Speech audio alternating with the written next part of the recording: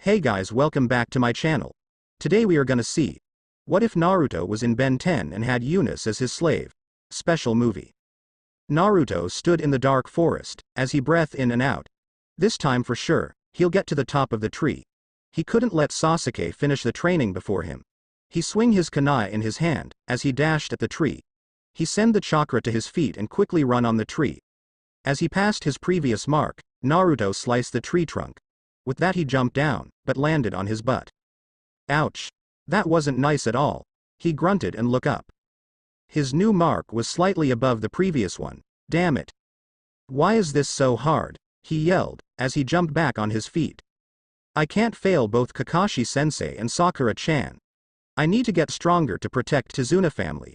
I can't let Sasuke win. Here we go again. Before he could run again, he heard a sound coming from above. He saw a shooting star. Whoa. A shooting star, I never seen one. His awe was quickly changed into confusion, as the star turned and now was flying toward him. Wait a second. Quadruple A. Naruto screamed, as he jumped away just a second before star landed on the ground. After a few seconds, Naruto get up and walked to a big crater.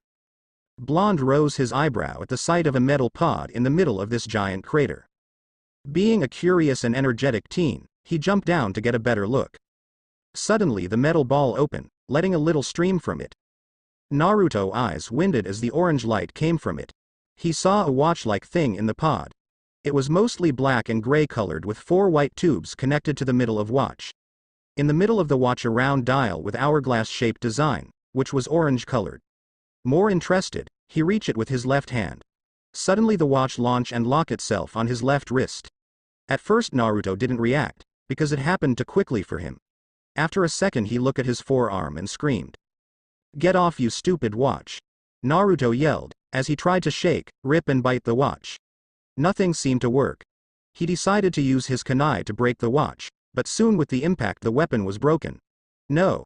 I can't be stuck with this ugly watch. Now Sakura won't date me and the village will be laughing at me. For a good minute, Naruto was sulking and crying anime tears. With sigh, he had nothing better to do than examine the thing on his wrist. He poked it and nothing. Then he saw a round orange button in front of the watch and decided to press it. A dial rose up and hourglass design changed to diamond-shaped one. In the middle of new design a big creature with 4 arms show up. Blonde turned the DR and new creature appeared. He did it a couple of times to the point where there was no new creature. In total there was 10 creatures. Naruto stopped on the creature which appeared to be a dog-like. Blonde pressed the dial and new sensation flow through his veins. An orange light covered his entire body, changing and shaping it. The teen was a bit confused and scared as his body was changing. Once light died, in Naruto place appeared a large orange dog with no eyes, ears, nose, or tail. His posture and movements were also somewhat ape-like. His teeth were very defined and stick out of his mouth. A brace with the white hourglass design appeared on his left shoulder. Shaking his head from weird sensation, Naruto found out that he could see. But he could smell and hear much better than before. He turned his head to the right and 3 gill-like nostrils located on each side of his neck open up. He actually still could see. Excited he decided to test what this creature could do. He jumped on the near tree and hold on to it. He started jumping and swinging to other trees for some time. He felt natural and free. Everything, his movement, breathing and whole body. It felt natural. As if he was this creature his whole life. It scared him and make him excited at the same time. Sudden thought stopped him from grabbing the tree, which caused him to land on the ground. What if he'll stuck like this forever? How he'd return to his team in the village? What would the village do to him and Gigi could do to him? Lock him somewhere and make experiments on him? He gritted his teeth before slamming his fist on the ground creating a crack.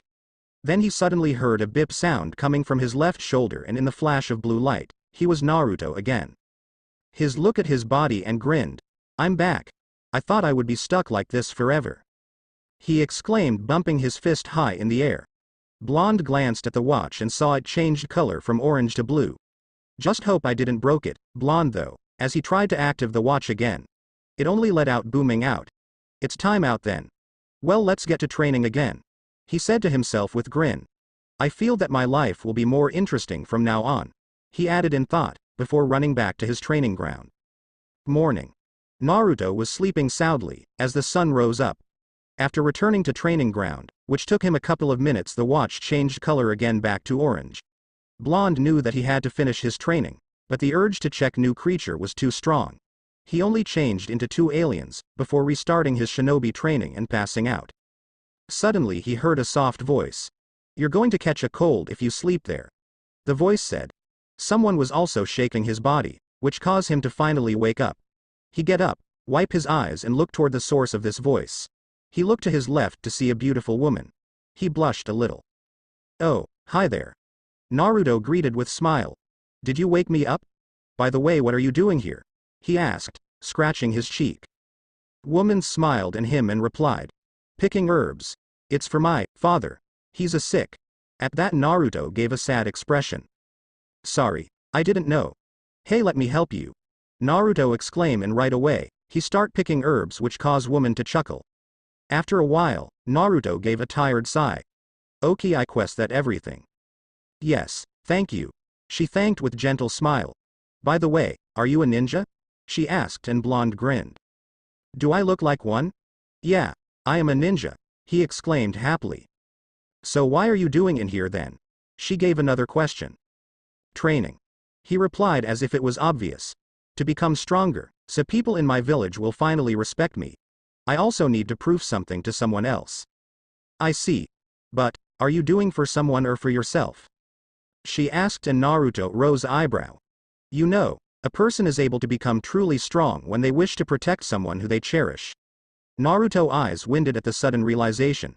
He remembered the story about Inari's dad, Kakashi promising to protect them with his life, and finally Iruka who protected him from Mizuki attack. Then he was able to defeat Mizuki wanting to save Iruka. He and Sasuke stopped Zabuza from killing their sensei. She was right.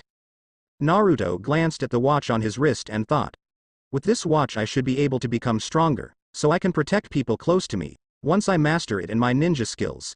He then looked at woman in front of him and gave a small smile. "I get it. You're right. Thanks for advice." Woman smiled and picked her herbs. She looked at Naruto final time, before turning away and walking away. Then woman stopped. "Oh, by the way, I am a man." Naruto paled and grabbed his head. "What? He's cuter than Sakura-chan," he screamed in his thoughts. "Why? What an amazing thing, first this weird watch and now a guy looking like a girl." He mumbled to himself, before Sasuke appeared in front of him. The Uchiha smacked his head. "Ouch! What are you doing?" he demanded, before quickly hiding the watch.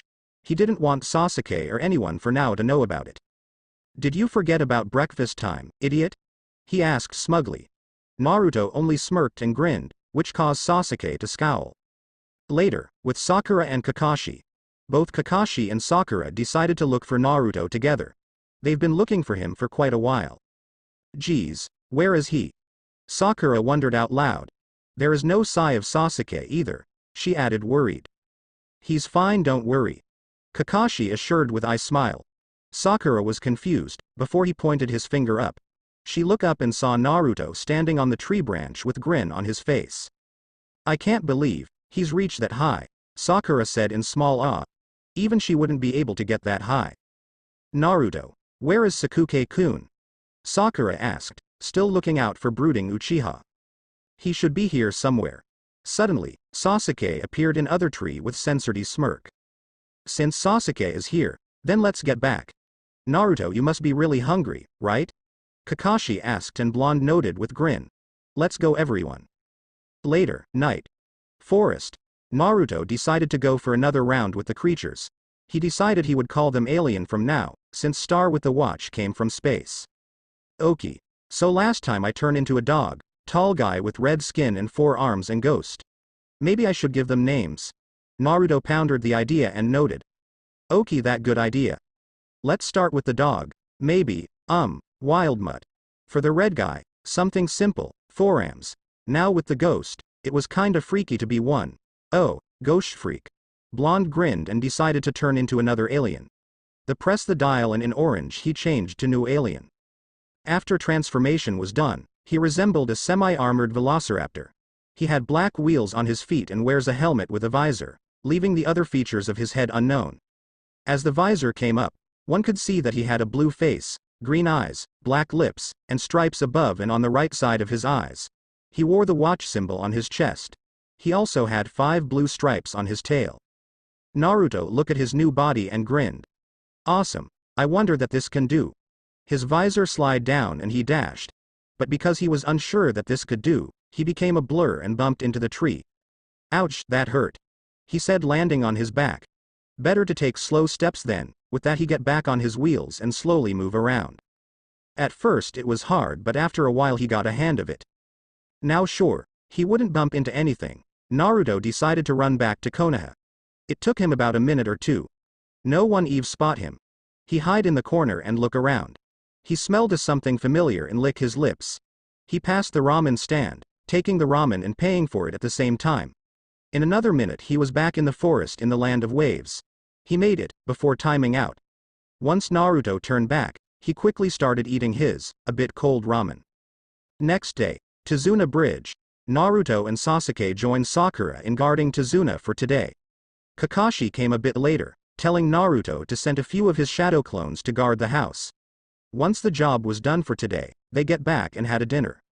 Inari bursted about how their life was miserable and that they don't know anything about true pain. Naruto was just annoyed and angry, so he shouted at Inari that he was one who didn't know anything about true pain and he was just a crybaby. After that Naruto decided to went to test another alien. Night, forest. Damn kid, I don't know anything about pain, huh? He snorted. Yeah, right. With that he pressed the button, turn the dial and press it. After orange light vanish, someone new stood in Naruto place. Now he had a bug, insect body and 4 insect-like flat legs with 2 arms, whose hands are human-style ones with a black coloration, similar to fingerless gloves, and has 3 clawed fingers. He had 4 pedunculated eyes that are pretty small and yellowish-orange in color. These eyes were linked directly to the sides of his huge black head. His wings were very fragile with lines on them. His limbs are a brown-greenish color and his wings are light green. Stinkfly wore the watch symbol on the top of his forehead. Naruto sniffed the air around. Man, where is this smell coming from? He then smelled himself and sighed. It me. Quest the best name for his guy will be Stinkfly. Naruto decided to flip his wing and he slowly hover above the ground. Blonde grinned and fly up higher until he was above the trees. He look around and bump his fist into the air. I can fly. With that he take a detour around the land of waves. Team 7, minus Naruto, was eating breakfast with Tazuna and his family. They're eating a breakfast peacefully, until Tazuna asked. Did Naruto again stayed in the forest? No, he's still sleeping. He used his body to the max, so I think he won't be able to move far today. Kakashi replied with a smile. After the breakfast Team 7 went with Tazuna to the bridge. An hour later, Naruto opened his eyes and yelled. I overslept. He quickly changed to his jumpsuit and went downstairs. He saw Tazuna daughter, Tsunami cleaning the plates. Hey, where did everybody go? Tsunami turned toward him and smiled. Ah, Naruto-kun. Your sensei said that you should rest today, she said, which caused him to scowl. He quickly put his headband and went outside. Goodbye. Naruto jumped on the near tree and proceeded to go the bridge. He looked at the watch, thinking if he should change and scare them as for payback. But he didn't want them to find out that was him. He wanted to keep the watch as secret for now. On his way, he spot the dead animal which was killed by someone. His eyes winded, as he stop on tree branch. He turned around and gulped. Why do I have a bad feeling about this? Tazuna Bridge. Everyone eyes winded at the sight of either killed or knockoff builders. What's the meaning of this? Tazuna yelled, dropping to his knees. It can't be, Kakashi trailed, looking around with his single eye. Sakura and Sasuke brought out their kunai and got in front of Tazuna. Suddenly a mist appeared on the bridge, blinding everyone's vision. This mist, it must be Zabuza. So he's alive. Then they heard Zabuza's voice somewhere in the mist. Sorry to keep you waiting, Kakashi. Zabuza apologized, making everyone scowl. You still carrying these kids? He's shaking again, how pitiful. Suddenly they're surrounded by Zabuza clones, who were prepared to slice them in half. Sasuke smirked at Zabuza's sight, which confused him. I'm shaking with excitement, he said smugly. Kakashi smiled and said. Go for it, Sasuke. In flash, Sasuke defeat all 7 Zabuza water clones. Who? He can defeat water clones. Real Zabuza commented, as he came from the mist. That kid got stronger. There was other person with him. Same hunter ninja from before. A rival has appeared for you, Haku. It seems like it. Haku said with small smirk. Oh, my prediction was right. Kakashi said smugly. Your prediction? Zabuza asked curiously. The masked guy. He pointed. Just as I thought. Sasuke remarked with scowl. It was a lie that he was a pursuing ninja from the hidden mist village. Tazuna concluded. He's on Zabuza's side no matter how you look at it. Kakashi said with shrug. They line up so nicely. I'll fight him. Sasuke stated. He pulled that stupid act on us. I hate conceited guys like him. He added with snarl. This will be good test to see result of my training. Tazuna House. Suddenly a square-shaped hole was cutted in Tazuna House. 5 thugs could be seen outside with katanas ready to attack. You must be Tazuna daughter. You'll come with us now. One of the thugs said. Tsunami saw a plate next to her and throw it at one of the thugs. Thug simply cut the plate in half and smirked. Then one of them quickly appeared behind her. He grabbed her hairs and throw her at the wall. She drop on her rear and hide fear on her face. Now, I sure you're not stupid enough to attack us again with some plates, right? How about you'll come with us nicely? Mom. Inari, who just got out of the bathroom, shouted. Don't come any closer. Run, she yelled, but Inari didn't listen. Should we take him too? One of the thugs asked. We only need one hostage. Other replied. But you can kill him if you want. At that the thugs grinned and pulled his katana and prepared to slice young boy. Suddenly a sharp green projectile broke thug katana in half. Thug screamed, as his beautiful katana was just destroyed. I swear I'll kill. Before he could finish, his eyes winded at the sight of weird creature. Creature body was composed of durable pale green crystals. He sported 4 crystal shards on his back and has a sharp head. He wore a uniform which is orange on the right half and blue on the left with an orange patch on the left shoulder where the white hourglass symbol was. Sorry I'm late. Creature apologized with dry chuckle. Hurus always show up in last second, right? What are you? One the thugs demanded pointing his katana at him. Well, my name is Diamond Head. He exclaimed with grin. If you don't want to end up like that katana, then I recommend you to run to your boss and say that Tazuna House is under my protection. One of the thugs jumped at Diamond Head. Diamond Head simply grabbed him by his cloths and throw him at the lake behind him. He brought his fist out, which after a second changed into the sharp blade. Come. The rest of the thugs jumped at him. Diamond Head broke one thug's katana and punched the other one way. Other thug tried to cut him, only to get his katana destroyed and being punched in the face. Is that all you got? Diamond-based creature asked. Thugs at each other and then back at Diamond Head. Run, he hissed and they run away. Shame, whatever. Time to go to the bridge. He glanced at the remaining thugs and created a crystal prison for each of them. Wait. Tsunami stopped Diamond Head from turning away. Thank you. Sure thing, miss. He noted and proceeded to turn away, but now he was stopped by Inari. Why did you save us? You don't even know us. Inari said and Naruto, Diamond Head gulped. It's secret mission given by Sandaime Hokage. Team 7, the one that protect your grandfather can't know that I was here. It's secret for reason. With that he turned away and start running before boy could give him other question. After a few minutes he was tired of running. Okie, this one is bad for running. Quest I need to get used to this body later. He panted and then he heard a bip sound. After a second blue light covered Diamond Head body and he was Naruto again. Oh man, that was tiring. Anyway I must go to my team. Tazuna Bridge. Sasuke was in ice traps set by Hunster Ninja Haku. There were ice mirrors everywhere around him. Uchiha was being shot by dozen of needles. Sakura tried to stop Haku by throwing a kunai, but Hunter Ninja saw that and grabbed her kunai.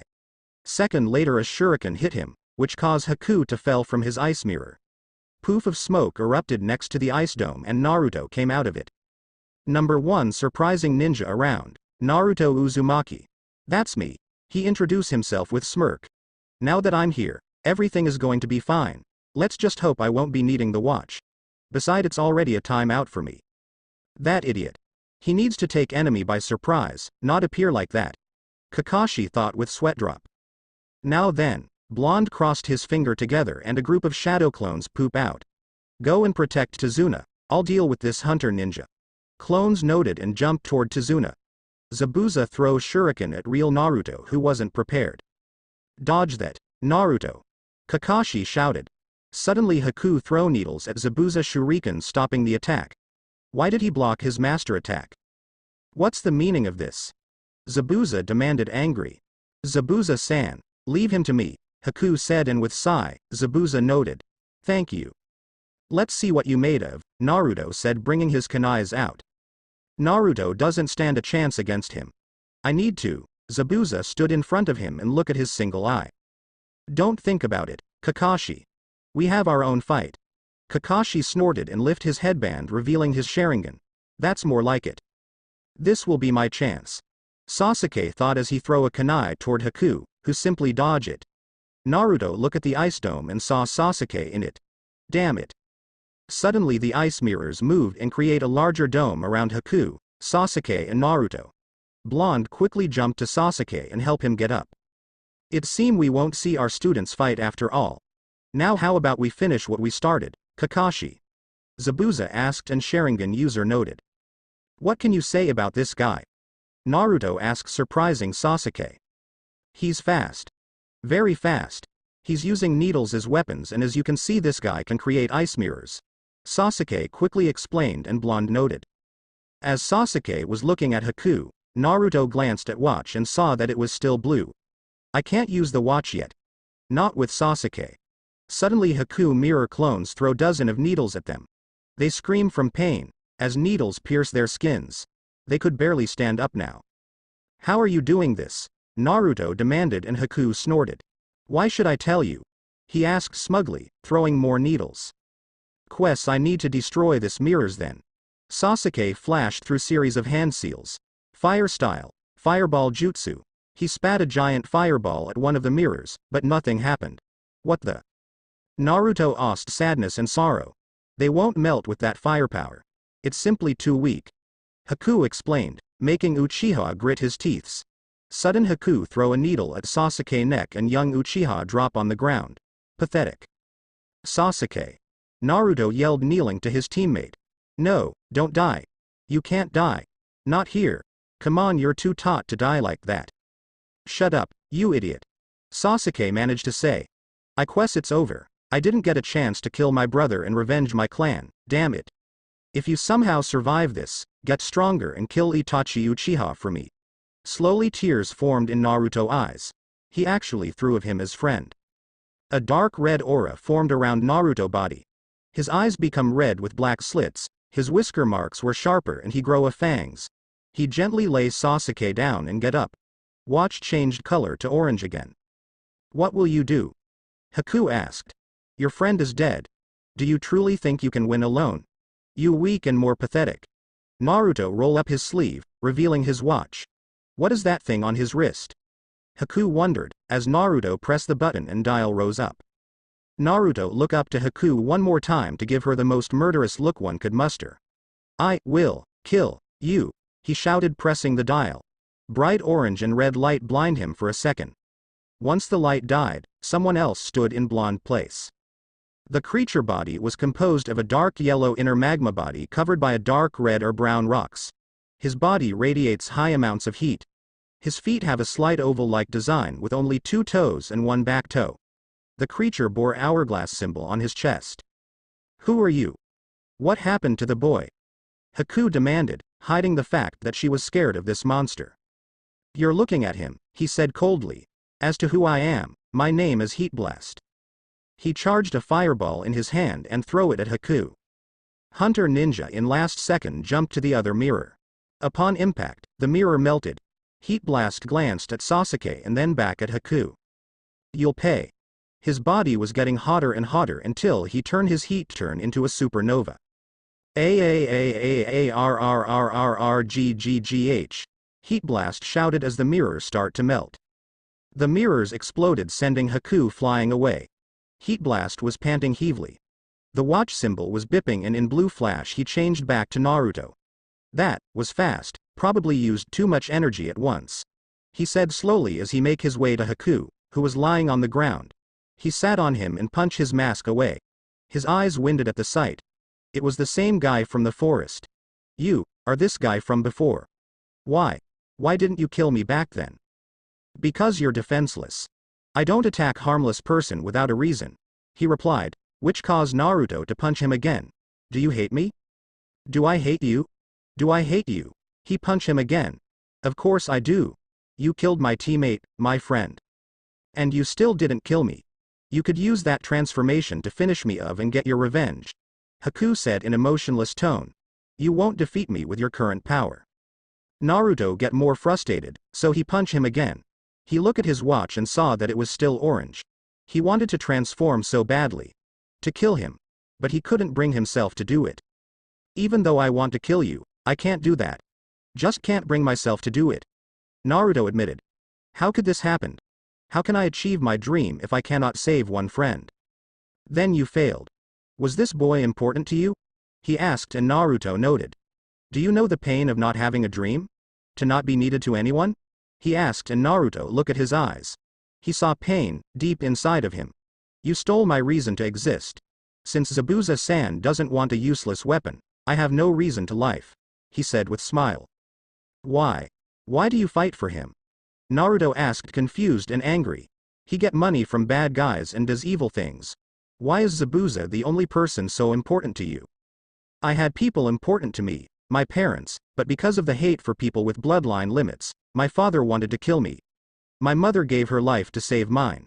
So I ran as far as I could. He then smiled once again. I was alone so long, then, Zabuza-san took me with him, he protected me, feed me and taught everything he could. Without him, I'd be long dead. He became the light in my darkness. That's I want to protect his dream. Naruto gasped. He's like me. Naruto thought of Sandaime. He was basically like a grandfather to him. Then Ichiraku family. They feed him every time. Then there was Iruka, who taught him how to be a ninja. I was happy. Slowly tears formed in his eyes and so in Naruto's. I'm sorry, Zabuza-san. I couldn't be the tool that you wished for me to be. He then looked at Naruto with defeated eyes. Naruto-kun, please, kill me. Naruto jumped away, looking at Haku with wide eyes. Haku simply get up and walk toward Naruto. Why are you hesitating? He asked. I won't do that. I don't believe that stupid story. He yelled at Haku. Tool? Is that how you call important person to you? But I lost the purpose that made me. Zabuza-san will no longer need me. He looked straight in Naruto's face. That's why I'm asking you, now, hurry. I don't understand. Is remaining strong the only to staying alive for you? Blonde demanded his answer, but Haku only stared at him. You could make people recognize you through something else than fighting. The day I meet you in the forest, I that we are alike. Haku said, shocking Naruto. You should know. I'm sorry that I must soil your hands. Is that the only way? He asked one more time. Haku noted. If I met you somewhere else, we might have been friends. Naruto took a kunai and dashed at Haku with kunai in his hand. He prepared to slice him, but Haku stopped him. What? I'm sorry, Naruto-kun. I quest there will one last task for me. With that he vanished, leaving Naruto alone.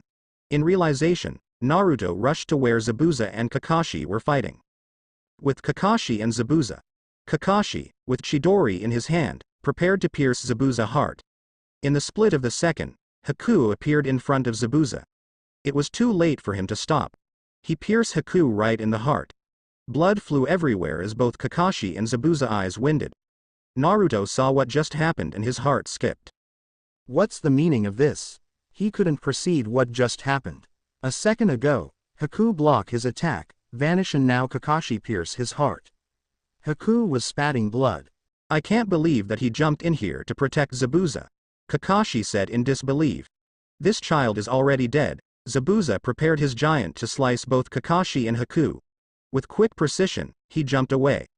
Kakashi closed Haku's eyes and prepared to finish his fight with Zabuza. Naruto wanted to rush at Zabuza to kick his ass, but Kakashi stopped him. Naruto, stop. This is my fight. But Naruto didn't listen. Sorry, sensei. But this will be our fight. He pressed the button and pressed the dial. An orange light blinded them and once light vanished, new person stood in Naruto's place. The new person was humanoid that was approximately 12 feet tall, had well-developed muscles, 2 pairs of 4-fingered arms, and red skin. A black stripe goes from his chin to his lower lip, and he has 4 eyes, a main pair, and a smaller pair below them. He wore a blue t-shirt with an orange line going down it, orange pants, and fingerless gloves. He wears the hourglass symbol on his upper left shoulder. Both Kakashi and Zabuza eyes winded at the sight of tall humanoid. Naruto. Kakashi asked, very confused of what just happened. I didn't smoke anything lately, did I? Zabuza wondered, shaking his head. Kakashi-sensei, let's beat up this bastard. Four-Arms exclaimed, dashing at Zabuza, who was too dumbfounded to see that he got punch and send flying.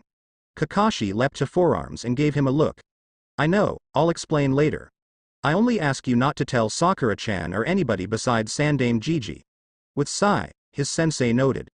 Zabuza slowly came of the mist and nursed his chest. That hurt, you know, he breathing heavily. Naruto gritted his teeth. Not as much as Haku pain felt like, he shouted, causing Zabuza to raise his non-existing eyebrow. He loved you like a true father. You gave him a reason to life and he only wanted to make this dream of your reality. It's too late anyway. Haku's dead. You won't bring him to life. Zabuza said coldly, making Naruto clench his fists. Suddenly they heard a noise behind them. Four-Arms and Kakashi turn around to Gato and his thugs behind him.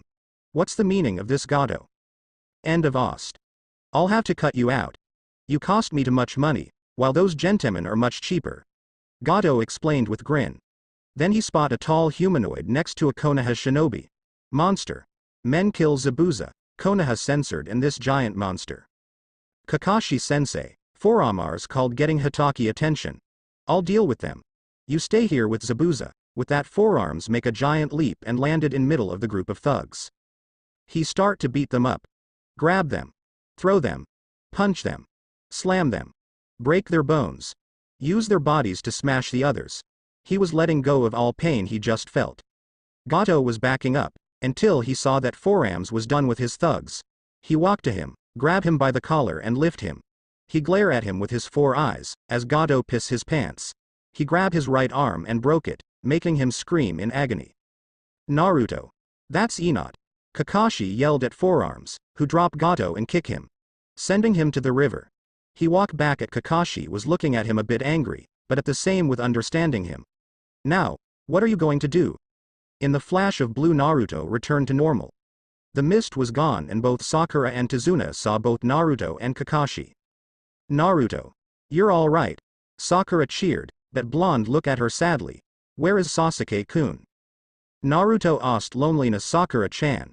Naruto look away, gritting his teeth and clenching his teeth. Kakashi look at Zabuza, but deep inside of him he felt empty. He yet again failed. Sakura gasped and looked at where she last saw young Uchiha.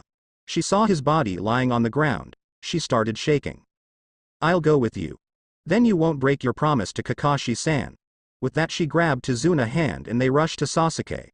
Naruto clones behind vanish in poof of smoke. So, you didn't answer my question. Kakashi reminded, and Zabuza look at Haku body. He walked to Haku, kneel and touch his cheek. With sigh he turned to Kakashi and Naruto. Since Gato will probably drown, I won't get my payment. At that Naruto growled. But I have more important thing to do right now. Gave Haku proper burial. At first he was a tool to me.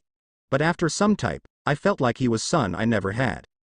Then why did wanted to cut us both? Kakashi demanded. I was angry and confused. I wanted to slice, since you technically kill Haku, he explained. So you didn't thought of him as a tool anymore? Naruto asked, somehow relief. No, it pains me to see dead. But I can't anything more than to move on. He said as he gently pick up Haku body. I think this will be goodbye. Do you really think I'll let you go? Kakashi asked seriously. Come on, Kakashi. We're both tired and I don't think your student will be a big help to you, he said annoyed. Let him go, Kakashi-sensei. I think we had enough for today. He said looking down. At least tell me where you'll bury him. At that Zabuza pointed the hill on his right. Naruto noted and second later he vanished. End of Ost. He's alive. Sakura exclaimed happily. Both Naruto and Kakashi turn around with wide eyes as they saw Sasuke slowly rising up. Thank Kami you're alive, Sasuke-kun. Naruto smiled brightly and wanted to rush to his team, but Kakashi grabbed his collar. I'm happy that Sasuke is alive, but you need to explain this transformation, got it? Kakashi asked with a smile. But you promised to not tell anyone beside Gigi, he said with crossed arms. Sure thing. But you really shouldn't keep secret like this from your comrades, Kakashi said, and Naruto nodded in understanding. There will come time where I'll tell them everything. But not now. With that they went to rest of the group with smile on their faces. Naruto and Kakashi walk in the forest until they stop. Kakashi sit on the grass, while Naruto was looking down. So, Kakashi started, getting his pupil attention. Since Sasuke is resting, Sakura looking after him and Tazuna is on the bridge, tell how did you transform into that large creature? Naruto was hesitating and Kakashi saw that. If you don't want me to tell Sasuke and Sakura, then better tell everything. Maybe it would better if we move to where it started. Kakashi rose his eyebrow and shrugged. He got up and followed Naruto. After few minutes they got to the part where was a giant crater. Wait. Where is that pod? Naruto was confused. Just who took the pod from the crater? You mean this pod? Kakashi asked with a smile as he showed the metal pod in his right hand. Naruto's eyes winded at the sight of the pod in Kakashi's hand. Kakashi-sensei, how did you get it? Few days ago a shooting star came from the sky and I wasn't sleeping, so I decided to examine it. Kakashi explained looking at the crater. Naruto showed the watch on his wrist and Kakashi looked at it. So that was in this pod, huh? This watch allows me to turn into 10 aliens. You saw one of them yesterday. At that Kakashi hummed and I smiled. How about you show some other transformation? Kakashi asked and Naruto just shrugged his shoulder. He pressed the button. Dial rose up and he turned it around before slamming his hand on the watch. In the flash of orange light, Naruto turned into Diamond Head. Interesting. What this one can do. At that Naruto grinned and hand into Sharp Blade. Then he pointed his other hand at the ground and Diamond Chair rose up. It's awesome, right? It is actually. Kakashi admitted. It's really impressive. How long can you stay in that form? About 10 minutes I guess. Diamond Head replied a bit unsure. Sometimes transformations ended sooner. How about we train a bit to see what can you do? Kakashi asked lifting his headband. Naruto grinned even more and shaped his two arms into a swords. With pleasure. Diamond Head exclaimed as he launched himself at Kakashi. Hitaki only chuckled. Few days later, Konoha. Forest of Death. Kakashi-kun, could you explain? Why did you drag me to the Forest of Death?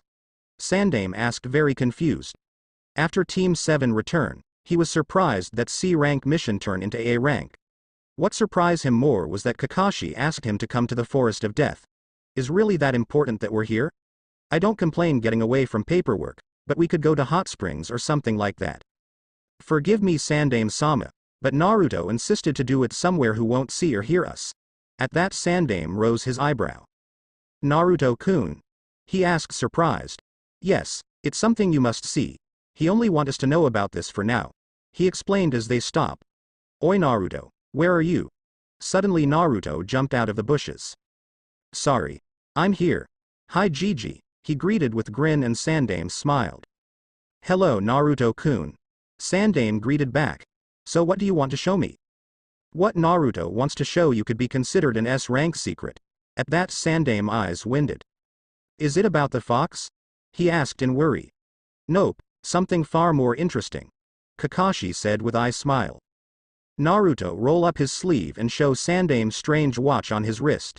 He pressed the button and the dial rose up. He slammed his hand on the dial and in orange flash, Naruto turned into Heat Blast, shocking the old Hokage. Naruto-kun, what happened to you? Sandame asked, not believing his eyes.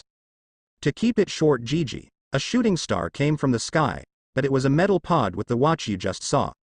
Naruto started, while playing with small fireball in his hand.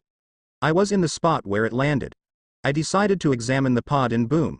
A watch launched itself at my wrist and I couldn't take it off. There are total 10 of aliens in the watch that I can turn into.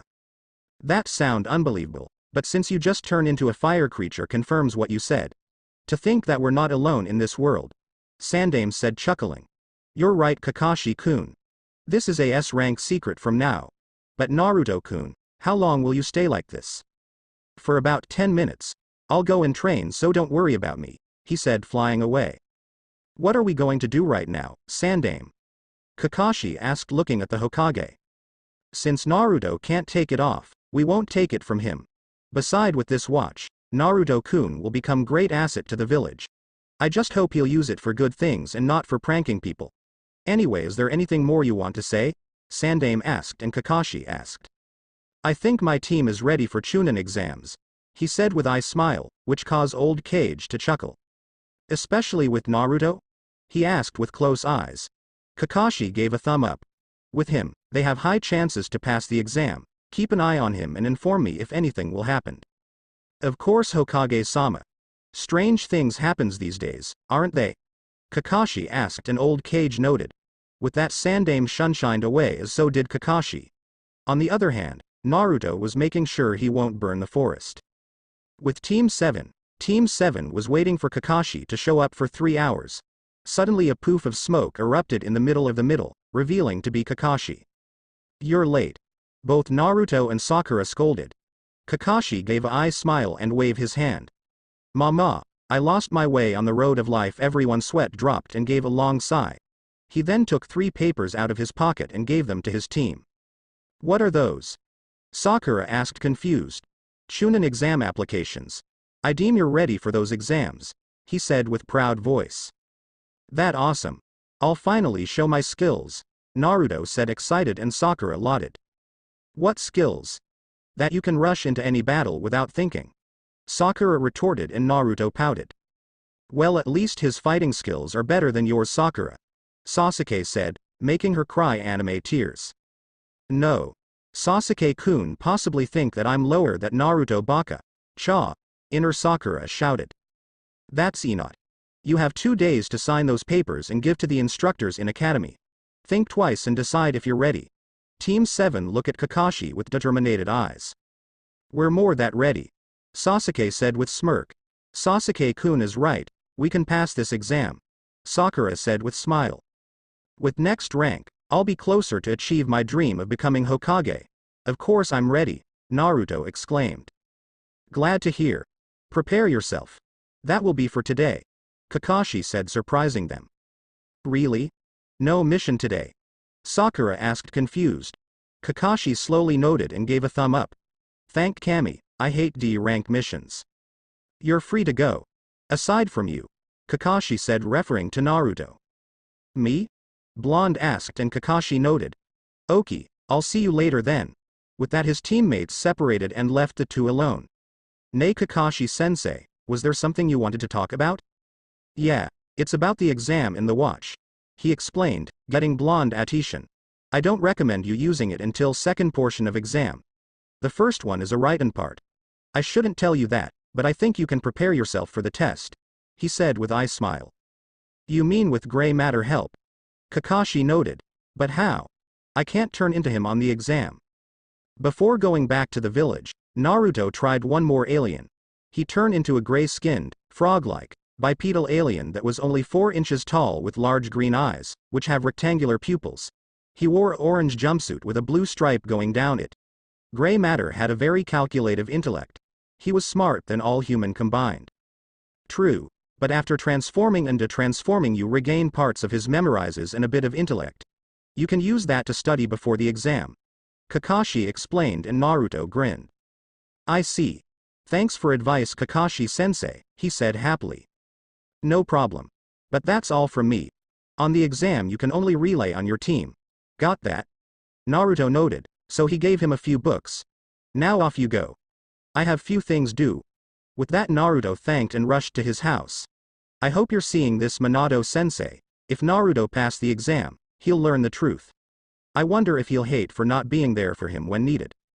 3 days later, Team 7 show in the academy and gave the signed papers. On their way to other floor they meet a boy about a year older. He wore green spandex jumpsuit and had a bowl-cut hair, big eyes and bushy brows. You must be Uchiha Sasuke-kun, Spandex boy exclaimed with vigor. I want to fight with you. Right here. Right now. At that, Team 7 sweat dropped. His eyebrows are scary, Naruto thought with shiver. This guy is unattractive, Sakura thought, ready to just go and ignore the fact that she saw him. We don't have time for you. As much as I want to test my Sharingan in battle, I rather wait and save energy. Sasuke stated with cold stare. He awakened his eyes some time before going back to Konoha. Let's go. With that, the rest of the team went after Sasuke, leaving depressed teen. What they didn't saw was that the boy was grinned and make thousands of push-ups. On the first floor, Sasuke spotted genjutsu on the doors, so he informed his team that they must go to the second floor. They entered the class and saw dozens of genins from other villages. Wow! Naruto said in awe and excitement. So many people from other villages. I can't wait for the second portion of the exam. I wonder how they'll handle my aliens, Naruto threw with smirk. Suddenly Ino Yamanaka threw herself at Sasuke and hugged him from behind. You're late, Sasuke-kun, she exclaimed happily. I've been waiting for you to come for a long time now. Get of him, Ino pig. Sakura yelled at Ino, who showed her tongue. Good to see you to forehead. She gave a cheeky remark, as Sakura got a tick mark on her forehead. It seems like you're going to be in these exams too, huh? Shikamaru Nara gave a lazy sigh. Oh, it's the trio idiots, Naruto said. Stop calling us that. How annoying. Shikamaru complained, while Choji smiled and took another bite of his chips. Yeah. I see that everyone is here, Izunuka Kiba exclaimed with grin. Behind was standing the rest of his team, Hyuga Hinata and Aburame Shino. Also his dog Akamaru, who was on top of his head. Hello. Hinata greeted. Naruto looked at her, but she looked away from him. Geez. So the whole class is here, Shikamaru yet again complained. So the rookies of this year are going to take the Chunin exams together, how interesting. Said a new voice. The rookie 9 turned to see a white-haired teen with the glasses. He was from their village. You should quiet down a bit. You'll get everyone's attention. It's not idea, trust me. Who are you to tell us? Ino demanded. I'm Yukushi Kabuto, look around you. Rookies look around and spot one village who were staring at them intensely. They from Hidden Rain. They have short temper. Be careful around them and don't make them angry. Rookies noted. I guess it can't be helped, since you rookies and don't know much. Which time do you try? Naruto asked, getting everyone attention. You seem to know a lot about those exams. Only a person who didn't pass the first or second time knows enough as you do. Everyone was surprised that Naruto asked something like. It wasn't normal for them. It shocked them. Even Blonde was shocked. He might have spent too much time as gray matter. It's my 7th try. He admitted with small shame. Maybe I should give my cute underclassman some information. Then, Kabuto reached his pocket and took few orange cards. Those are recognition cards. It's quite simple. This card can show information if you use your chakra. Are there any cards that have detailed, personal information? Sasuke asked, getting Kabuto attention. Of course. Is there anybody that interests you? Kabuto asked, curious. Sabaku Gaara from the Hidden Sand Village. Sasuke replied. Kabuto sent his chakra to the card and information about Sabaku Gaara appeared. Uchiha met the boy. When he was saving Sandame grandson from one his teammates. He wasn't able to detect Gaara when he was on the other branch of tree, so he obviously wanted to know more about him. Here we go. Mission experience. 8C rank 1s and, this is amazing. He did 1B rank mission as Genin. He's 4-gain ninja and it's his first time taking Chunin exams. That's it, I don't have more information about him. There is only one thing. Apparently he returned from every mission without unharmed. To get back from high mission unharmed, even Sasuke wasn't able to do that. Just what is he? Naruto threw with gulp. If we run at him, then I might have no choice other than use the watch. Still, he added with nod. He slowly started to shake as his hair covered his eyes. Sakura saw that and decided to cheer him up a bit. Hey Naruto. You don't have to be so nervous. It's going to be okay. Sakura said with smile at him. Then she saw a grin on his face, as he pointed his finger at the rest of the genins. What is he doing? My name is Uzumaki Naruto. I'm not going to lose to any of you, he exclaimed with smirk. Got it? Unknowingly to him, Kakashi was leaning on the doors to the class with his famous eye smile. This stubborn kid will never change. And that made his special. Suddenly the poof of smoke erupted in behind teacher table. Once the smoke cleared, a tall man with black coat appeared. He wore a Konoha headband that covered most of his head. He had a scars on his face. Shut up, you maggots, man shouted. Sorry to keep you waiting. Protector of this portion of Chunin exams, Morino Ibiki. Ibiki introduced himself with smile. Everyone tensed at the sight of him. You. Team 7 of Konoha. Keep that loud kid quiet. Got that? At that whole team quickly noted and gulped. Good. We will begin the first exam of Chunin selection exam. Turn in your applications, take one of these number tags, and sit where the number tells you to. He explained, showing a paper with number 1 written in it as example. Then we will pass you out the papers for the written exam. Naruto smirked and walked for his number. Thanks to gray matter, he was able to study everything that Kakashi books contained. He got a number, so he sit down. Naruto was next to Hinata Hyuga. She was blushing while looking at him. He got very confused. Why was she looking at him like that? Well, it didn't matter. Right now he had to concentrate on what Ibiki was saying. He tapped the chalk to get everyone's attention. The first exam has a few important rules. Moniro started. I'll not accept any questions, so listen carefully. First rule is you all are given 10 points at start. The written exam consists of 10 questions, and each is worth 1 point. The test is a deduction-based test. If you got one problem wrong, you will get 1 point deducted. If you get 3 problems wrong, your points will be reduced to 7. He explained, and Blonde shrugged. He only needed to pass. Second rule, the pass-fail decision will be determined by your team's total points. If an examiner determines that you cheated or something similar during the test, each action will cause you to lose 2 points. He said, shocking everyone. In other words, there will be people who will be forced to leave this place without their test being graded. So there is other way to lose points, Naruto thought with sigh. Still doesn't matter. I'm sure I'll pass. Those who try to cheat without thinking carefully will only hurt themselves. You all trying to become Chunins. If you are ninjas, then act like one. He said with smirk. On the other hand, Sakura and Sasuke were thinking the same. If Naruto gets 0 points, they will make it up for him. Also, if anyone on the team will get 0 points, then whole team will fail. Naruto could feel his teammates' stares on his back, but that make him smile. He could wait to see their faces after exam. The last problem will be given 45 minutes after the exam begins. You have 1 hour for the exam. Begin. Naruto smiled and start reading the first question. He rose his eyebrows surprised. Those are not questions for the genin, that's for sure. No normal genin, besides Sakura, wouldn't be able to answer these questions. But I can, thankfully. He thought with grin. After about 20 minutes, he was done, so he waited. After some time, Ibiki spoke up. Okay. He said, getting everyone attention. I will now give 10th problem. Took you long enough. Both Naruto and Sasuke thought. There will be a special rule for this last question.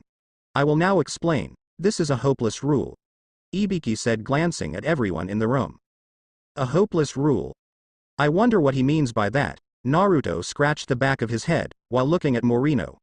Well, now that I know who he truly is, I need to stay calm. First, you're all going to choose if you wish to take this 10th problem or not.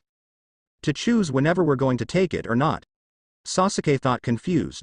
What's the meaning of this? Choose? So what happens if we don't take the question? Some blonde-haired girl demanded. If you don't take the question, your points will be reduced to 0. In other words, you will fail. Your teammates will also fail. He explained with smile. Everyone outburst, but everyone shut after Ibiki released a bit of killer intent. Shut up. There is other rule. If you decided to take the question, but fail to solve the problem, then you won't be able to take Chunin exam ever again and stay genin for the rest of your life. What kind of stupid rule is that? Kiba yelled, pointing his finger. There should be those who have taken the Chunin exams in the past. Ibiki chuckled until it turned into a small laugh. You're unlucky. He said with cold smirk. This year, I'm the rule. That's why I gave you option of quitting. He said, quickly glancing at Naruto. Ibiki saw something strange on blonde wrist, but it was just split of second. He would look into it later. Those who are not confident can choose to not take it, then take the exam next year. In the other words, if 1 out of the 3 people choose not to take it, all 3 will fail, Sakura concluded. If somebody decided to take it and answer wrong, then 3 will fail and stay genin forever. Either way, it's bad. Naruto only leaned on his chair and smirked. He just got the answer. It was so simple and yet difficult at the same time. If Blonde wouldn't found the watch, he would be so screwed right now. Now he'll enjoy the show. Let us begin. Ibiki said, and everyone tensed.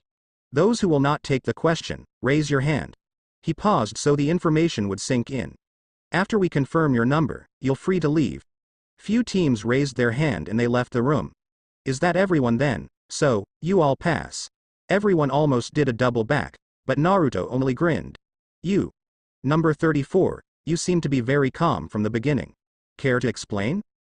Naruto smirked and get up. I figure out that you must that Morino Ibiki. A pro at interrogation and torture. They make you the protector of the test, because nobody knew who you are, because you work at Anbu Black Ops.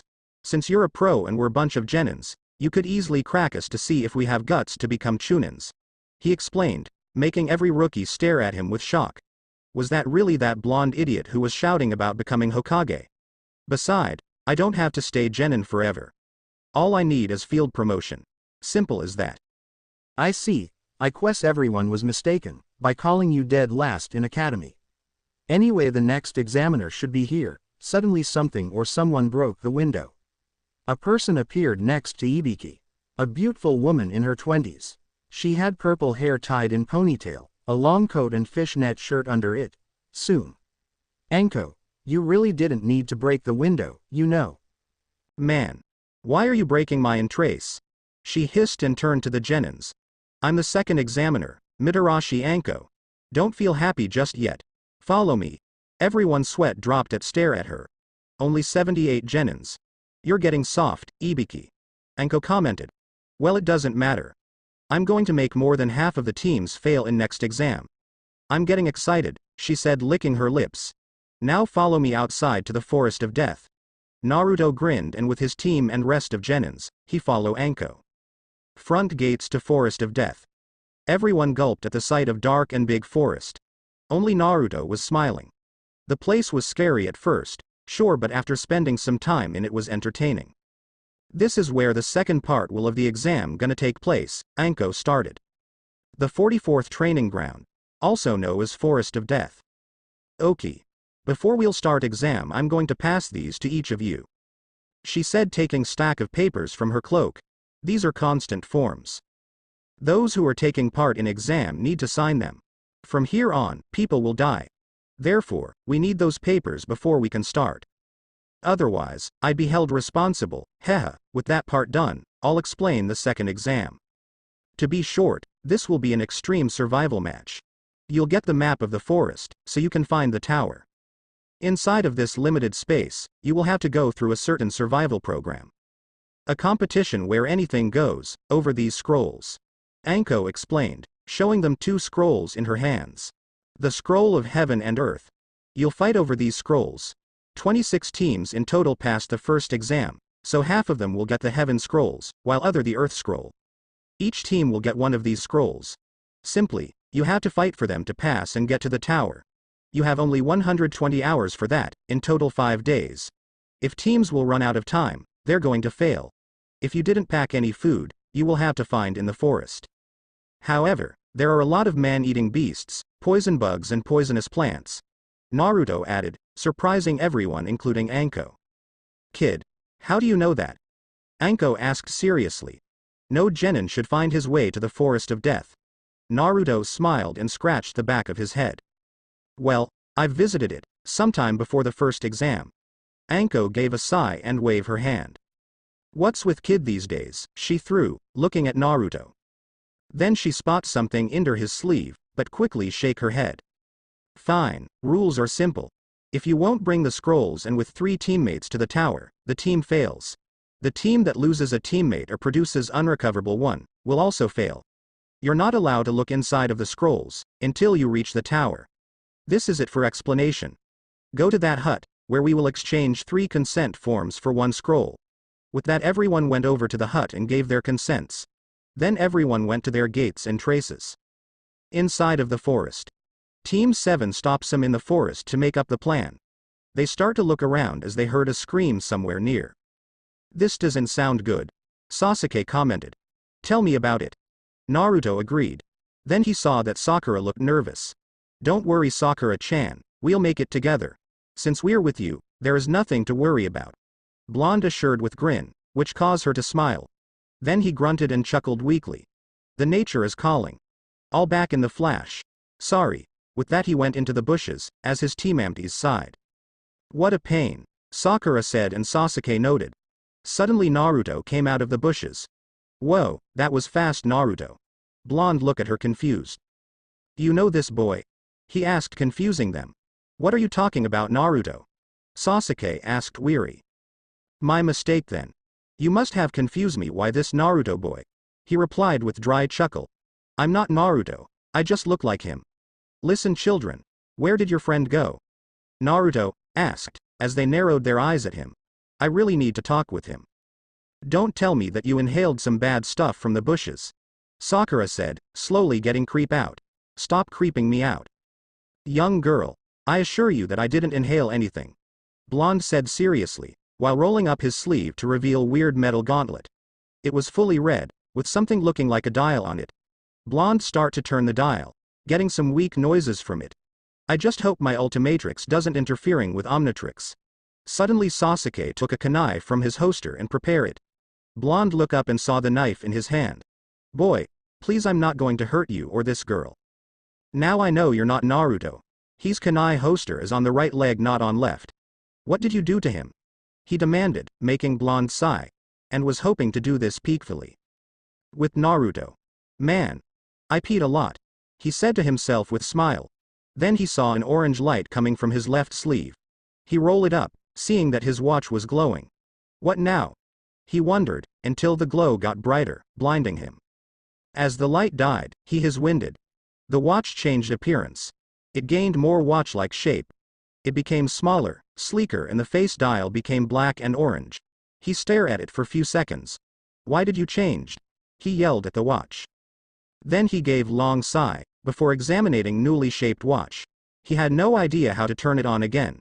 So he had no other choice that to press everywhere. Suddenly he pressed something and dial rose up. A unknown alien was standing at the core of the watch. I don't know this one, he mumbled, turning the dial few more time for another alien. Same here, I don't know any of them. He whined, while falling down on his knees. What should I do? Suddenly he heard a Sasuke voice and wondered what happened. He showed his head out of the bushes and saw his team. With him too. Who the hell is that? I can't be me or one of my clones. That's the last warning. Sasuke said prepared to jump at fake Naruto. Where is our teammate? I just told that I'm looking for him. If something happened to him then let me help you. Fake Naruto said with crossed arms. You better tell us or else I'll have to use force. Sakura warned with her own kunai. Suddenly Sasuke dashed at him and fake Naruto was covered by red light. In the flash, fake Naruto was replaced by humanoid moth-like creature. It had a black body with cyan patches on his arms, shoulders, legs, the back of his wings, and the back of his neck that resemble ice chunks. Each patch had thick blue outlining except for the ones on his wings, which are outlined in black. There was also a black line that runs on the edge of the outer margin on the back of each wing. On his torso were 3 plates. One resembling the chest, a shorter plate under the chest, and one resembling the stomach. On his face are blue cheeks and underjaw, a mouth that always shows bluish-white teeth, and large red eyes with dark red spots. The top of his head also sports a blue Y-shaped marking that extends over his scalp. He has 3 pointed fingers and a thumb on each hand, and 2 toes on each foot and a third toe-like extension on his ankles. That didn't stop Sasuke from trying to slash the creature only to pass right through him. The creature punched him from behind, sending him flying. Now then, where is Naruto? He asked Sakura who dropped on her knees. The real Naruto looked at his watch, turned it on and slammed the dial. He didn't care which alien he just picked up, his friends needed him. A flash of orange light jumped out of the bushes and landed between Sakura and humanoid moth. When the light ended, new creature appeared. His body was overall purple and made of crystals, with several dark lines and spots. His hands and face were magenta colored, and he also sports 6 magenta shards on his back, 2 on his chest, and 1 on the top of his head that resembles a horn. His face consisted of a mouth and 1 large orange eye at the center. He had a rhine with hourglass-shaped symbol on it. Chromastone. The creature exclaimed somehow surprised. How did I pick up a name for this one? Doesn't matter. Stay away from my friends. He pointed his finger at Moth. At last I found you, Naruto. Moth said before turning into fake Naruto in the flash of red. Why did you transform back? Did your watch time out too soon? He asked confused. Fake chuckled and shook his head. No, unlike you I can de-transform at will. At that Chromastone single eye winded. Strange, I don't remember putting a crystal sapien DNA for the starter for Omnitrix. There was only Petrosapien DNA, if I remember correctly. He said, as Sasuke got up to see fake Naruto and new creature. It seems like your friend finally show up. Sorry for punching you. What the hell? Who is this now? Sasuke grunted, trying to hide that his back was hurting a little. Sasuke-kun. Sakura beamed. Are you okay? I'm fine, Sakura. Who is this creature now? He asked pointing at Chromastone. That's me, Naruto, Chromastone said, as they eyes winded. He's telling the truth. Look. Fake Naruto said and walked to Chromastone. He touched the dial on his chest and in flash of orange, Chromastone turned into Naruto. See? Whoa. How did you do that? Naruto asked curiously.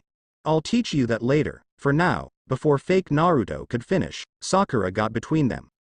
Hold on. What is happening? Naruto, how did you turn into that monster? Who you were really? Explain now. Sakura yelled at them, making them flinch. Okay, I will start. Fake Naruto started. My real name is Albedo and I from planet called Galvan Prime. I'm one of the 3 people who created the Omnitrix on your wrist. He said, pointing his finger at Naruto watch. So that's how the watch real name, huh? Naruto whispered with chuckled. But why did you send the watch to me? I'm kinda curious too. Why did you choose that idiot? Sasuke asked, getting growl from the blonde. I'll get to that. Now I didn't send Omnitrix to you or anybody. All I wanted was to make sure Omnitrix won't get into wrong hands. That damn bastard Azimuth wanted to sell it to Vilgax, a censored who only want to rule over everything. So when I was helping Azimuth create Omnitrix, once he fell asleep, I've worked on it myself. I added few things from me, just in case. After it was finished, I heard that Azimuth wanted to sell it. I hired a bounty hunter to steal it during the space travel in your solar sector. But, I don't know what happened to him. So I've built my own Omnitrix, which I call Ultimatrix, to look for the real watch. Once moment it touched my body, I was turned into you. With that I knew where to look for the watch. Well, here I am. Why didn't you install some bomb in it? Sakura asked confused. You could always blow it up, even if Azimuth would sell it to evil person. I'd do that, if that old bastard didn't put the self-destruct mode in it, instead of me. He barked and looked away. I couldn't put another bomb in it. Azimuth would found out about it. So I had to find a bounty hunter. So what? Did you came here to take the Omnitrix? Naruto asked, holding his watch tightly. No, I'd rather you to keep it than anyone from this planet. Beside, I'm going to stay here and help you master the Omnitrix. Albedo said with smile, shocking Team 7. You will. Sasuke said surprised. Deep inside he felt small anger. He wanted the watch too. Just to kill Itachi and revenge the clan. We barely know you. What if this is a trap? I mean no harm. Beside, it's not like anyone will find us. It'll be difficult to find his creation. He said with small venom at his. I've changed the signal that Primus is sending to our watches. He won't find the right frequency or turn off the Primus itself. I send a treat message that if he tries to shut down Primus, all his important datas and his inventions will perish, ahahe. He said with grin. When did you get the watch, Naruto? Sakura demanded. During tree climbing training, back at Land of Waves. He replied, getting tick mark on their foreheads. Why didn't you tell us? We're on the same team, she yelled at him. I was too excited and a bit scared at first. I wanted to keep it as a secret. Most of people hate me for a big reason, even thought it's not my fault. I feared that you will to start to hate me for transforming into aliens. He explained, before he was smacked by Sasuke. Ouch. What was that for? You really are an idiot, geez. Sasuke sighed. He's right. We wouldn't hate you. Like I said, we're a team. Don't ever forget that, she said with wink. Thank you and I'm sorry. Naruto said looking down. From here on now, no more secrets. He promised with usual grin, as he looked up at them. Albedo smiled looking at them. I don't want to break a touching moment, but I need your help, Naruto. Or rather the Omnitrix. Albedo said, getting their attention. It's not like I hate you or anything, but I really want to return to my Galvan form. I feel you, Albedo. I wouldn't want to be stuck in Naruto's body. Sakura said smugly, causing Naruto to cry anime tears. But how Omnitrix is going to help you? You have this Ultimatrix on your wrist, right? Why can't you use it instead? Because mine is only a better duplicate. It seems like, because I appeared here, my Ultimatrix caused Omnitrix to recalibrate. Basically, it upgrade itself ANC changed the playlist of aliens. That's why I need to unlock my Galvan form from the real source. He explained. I want you all to come with me. Sorry, but we can't. Sasuke stated. We still have exam to pass. Yeah, that's right, we need Earth Scroll in order to go to the tower and pass second exam. Naruto said with his arms behind his back. Are you looking for this? Albedo asked, pulling a Earth Scroll from his pocket. They look at it dumbstruck. Should I take this as a yes? Yeah, they said in unison. How did you get it? When I was looking for you, Naruto. I came upon other group of people and they attacked me. They wanted same thing as you did. After defeating them, I took that scroll with me. He explained with smile. Oh, they mumbled. Things are getting more and more weird, by any second. So, Naruto started. Since we have the Earth Scroll, should go now to the tower. We still have 5 days, right? Or you can stay 4 days here with me and train you in the using Omnitrix. I also want to unlock part of your old ones alien and new ones. Albedo offered. Well, if any team tries to attack us, we can always take them down to make lesser competition. Sasuke concluded with nod. Okay, let's stay here for 4 days and help Naruto then. Okay then, Sasuke-kun, let's prepare camp together. Sakura said with blush. Sasuke looked at her and with sigh, he noted. They left the two alone. Nay. How many aliens will unlock for me? Naruto asked eagerly. Albedo chuckled and looked seriously at Naruto. What's with that look? Naruto, before we do that, I need to warn you. I told in your team that Azimuth won't find us, but that doesn't mean that Vilgax won't. I'm not only here to teach you how to use it, but also to prepare you to face the Vilgax. I'll help you in fight, but it will be up to you what to do with Vilgax after that. You need to be prepared to protect your world. Are you ready, Naruto? Albedo asked. Naruto nodded with determination plastered on his face. Then let us begin. Show me the Omnitrix. Naruto did as Albedo told him to and show the watch. He grabbed him wrist and start turning his dial back and forth. After about 4 minutes he was done. Okay, try some old alien. Naruto activated the Omnitrix and slammed his hand on the dial. In the flash of orange he changed to Diamond Head, but his appearance changed. Diamond Head's lower body, torso, and the top of his head were similar to chromostones, consisting of indigo crystal which has black lines and dots over it. There are now 6 crystal shards on his back instead of 4, and he now also sports 2 more on the front of his chest. His eyes are orange, and he wore the Omnitrix symbol on his chest. Diamond Head. Naruto exclaimed after transforming. I got new outfit, huh? Kinda like old one more, but this will do. Good. Now I'll teach how to transform and change alien while transform.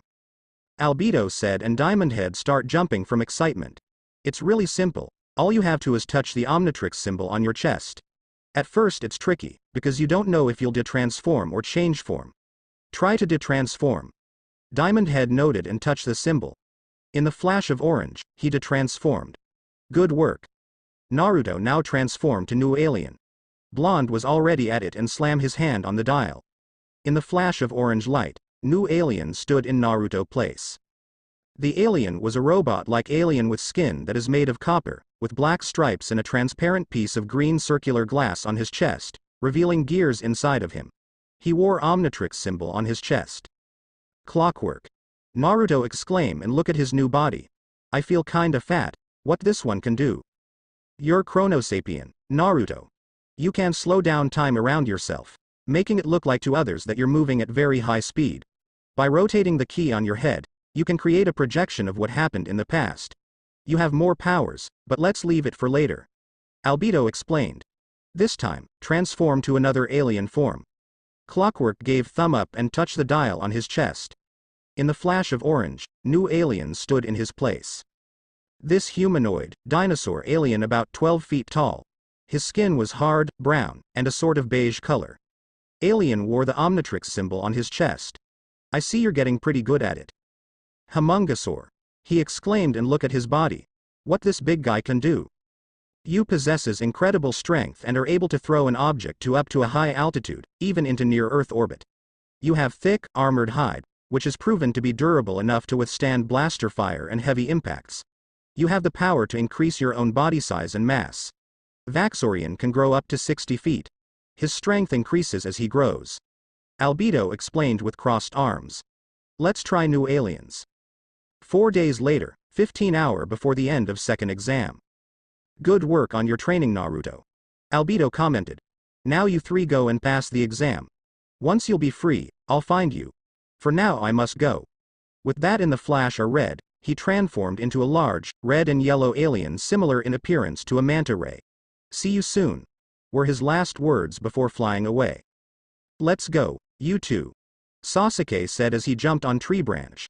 Naruto and Sakura follow him. Say Naruto, Sakura started, getting blonde attention. Can't you transform into some alien that can transport us to the tower? Nah. I don't want to rely on Omnitrix too much. I can't forget about my shinobi skills, remember? He replied with grin. Naruto is right. Sasuke agreed, shocking them. Beside, we're not far away from the tower anyway. Suddenly there was powerful gust of wind that sent them flying back. Both Sasuke and Sakura were hit the tree and landed on the ground hard. Naruto got separated and landed far away from them. With Naruto, Blonde barely got up and looked around. Where is Sasuke and Sakura-chan? Then he suddenly heard a hiss and saw a giant snake in front of him. Huge. I have never seen that huge snake before. Snake looked himself at Naruto, but Blonde quickly jumped away. Behind me. Before he could reach Omnitrix in time, Snake wrapped his tail around him. Damn it. I can't get to Omnitrix. He turned his head toward the open mouth of giant snake, before he ate him. He was slowly going down his throat. It was so slippery that he couldn't stop an active Omnitrix and transform. No. I can't die here. I have to reach the Omnitrix. Come on. He took a kunai from his holster and was able to stop himself. Finally. Now let's go. He quickly lifted himself and quickly turned Omnitrix on. He slammed the dial and in the flash of orange he transformed. Outside, Snake was peacefully sleeping, until his body bulked out and a name could be heard coming out of his belly. Humungosaur.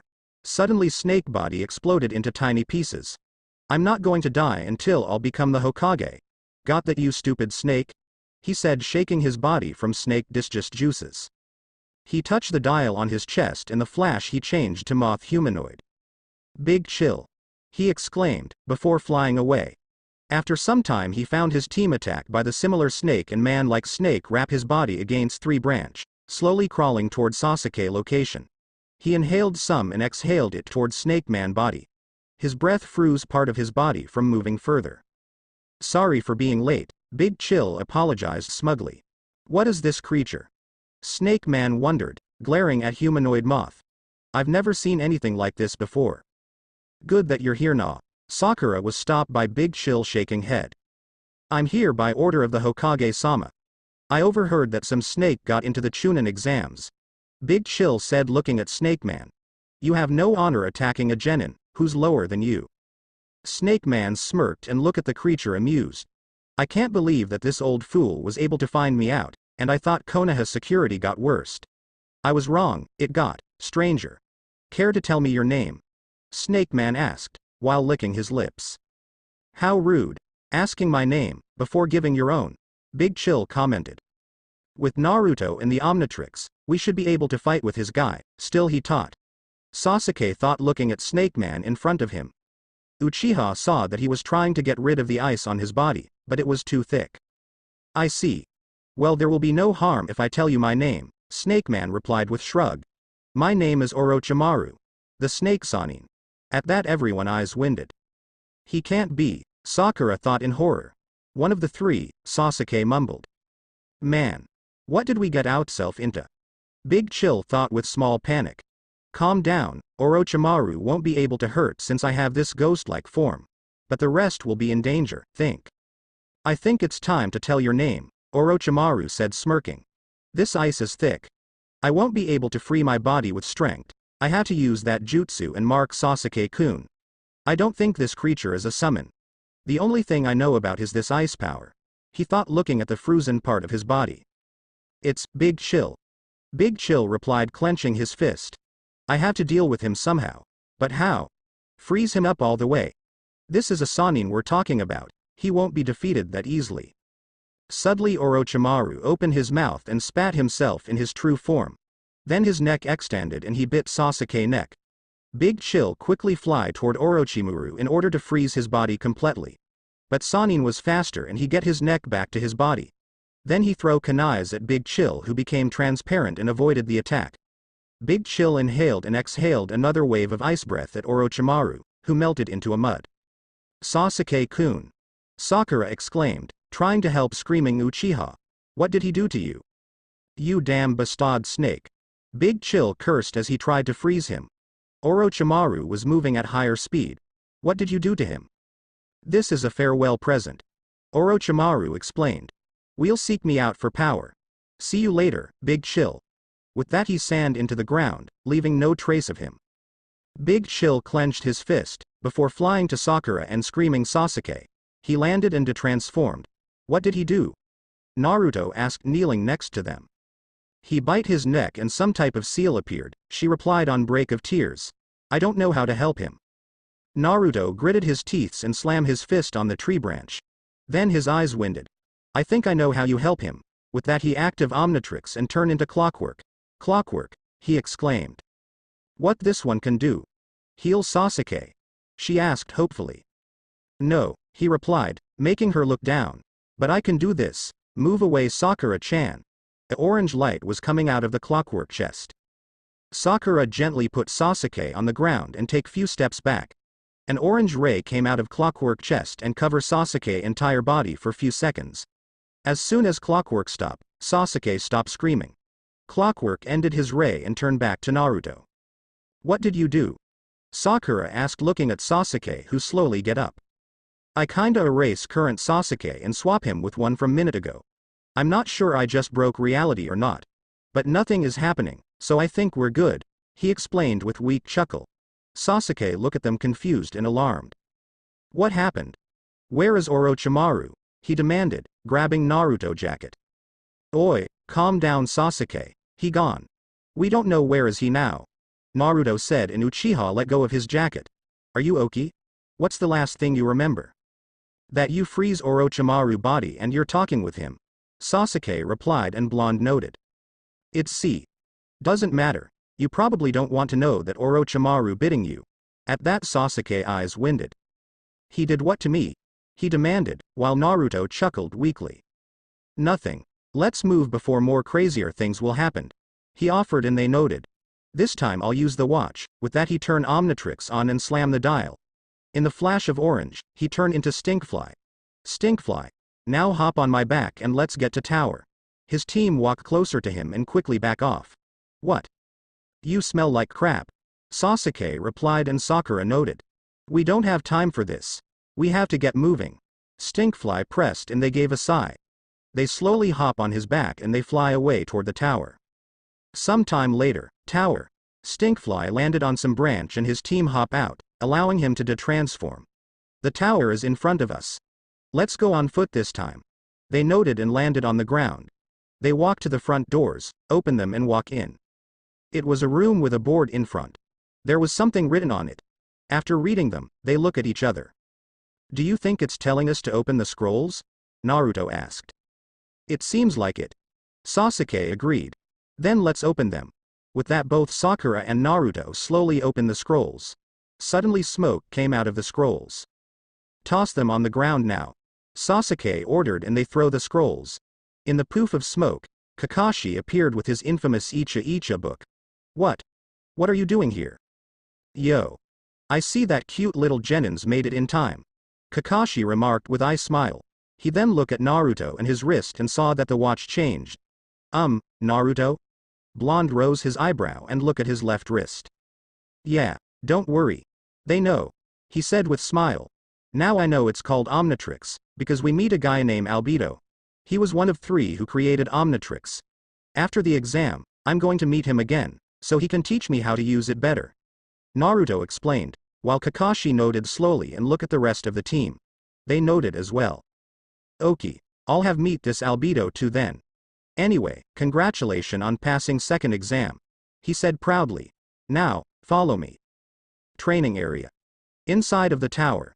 In total 21 team passed the exam. Right now they were in what seemed to be a training area with two stone hand formed into its seal. First off, congratulations on passing the second exam. Anko started. We will now have an explanation of the third exam from Hokage-sama. Everyone listen well. Strange, Uchiha Sasuke seemed to be unaffected by the mark.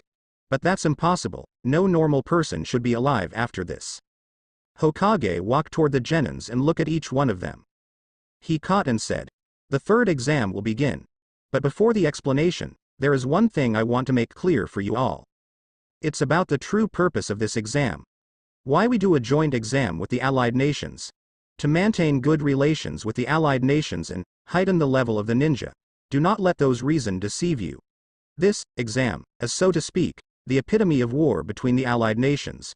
Now then, I will begin explanation of third exam." But suddenly Konoha Junin appeared out of nowhere and kneeled in front of Hokage.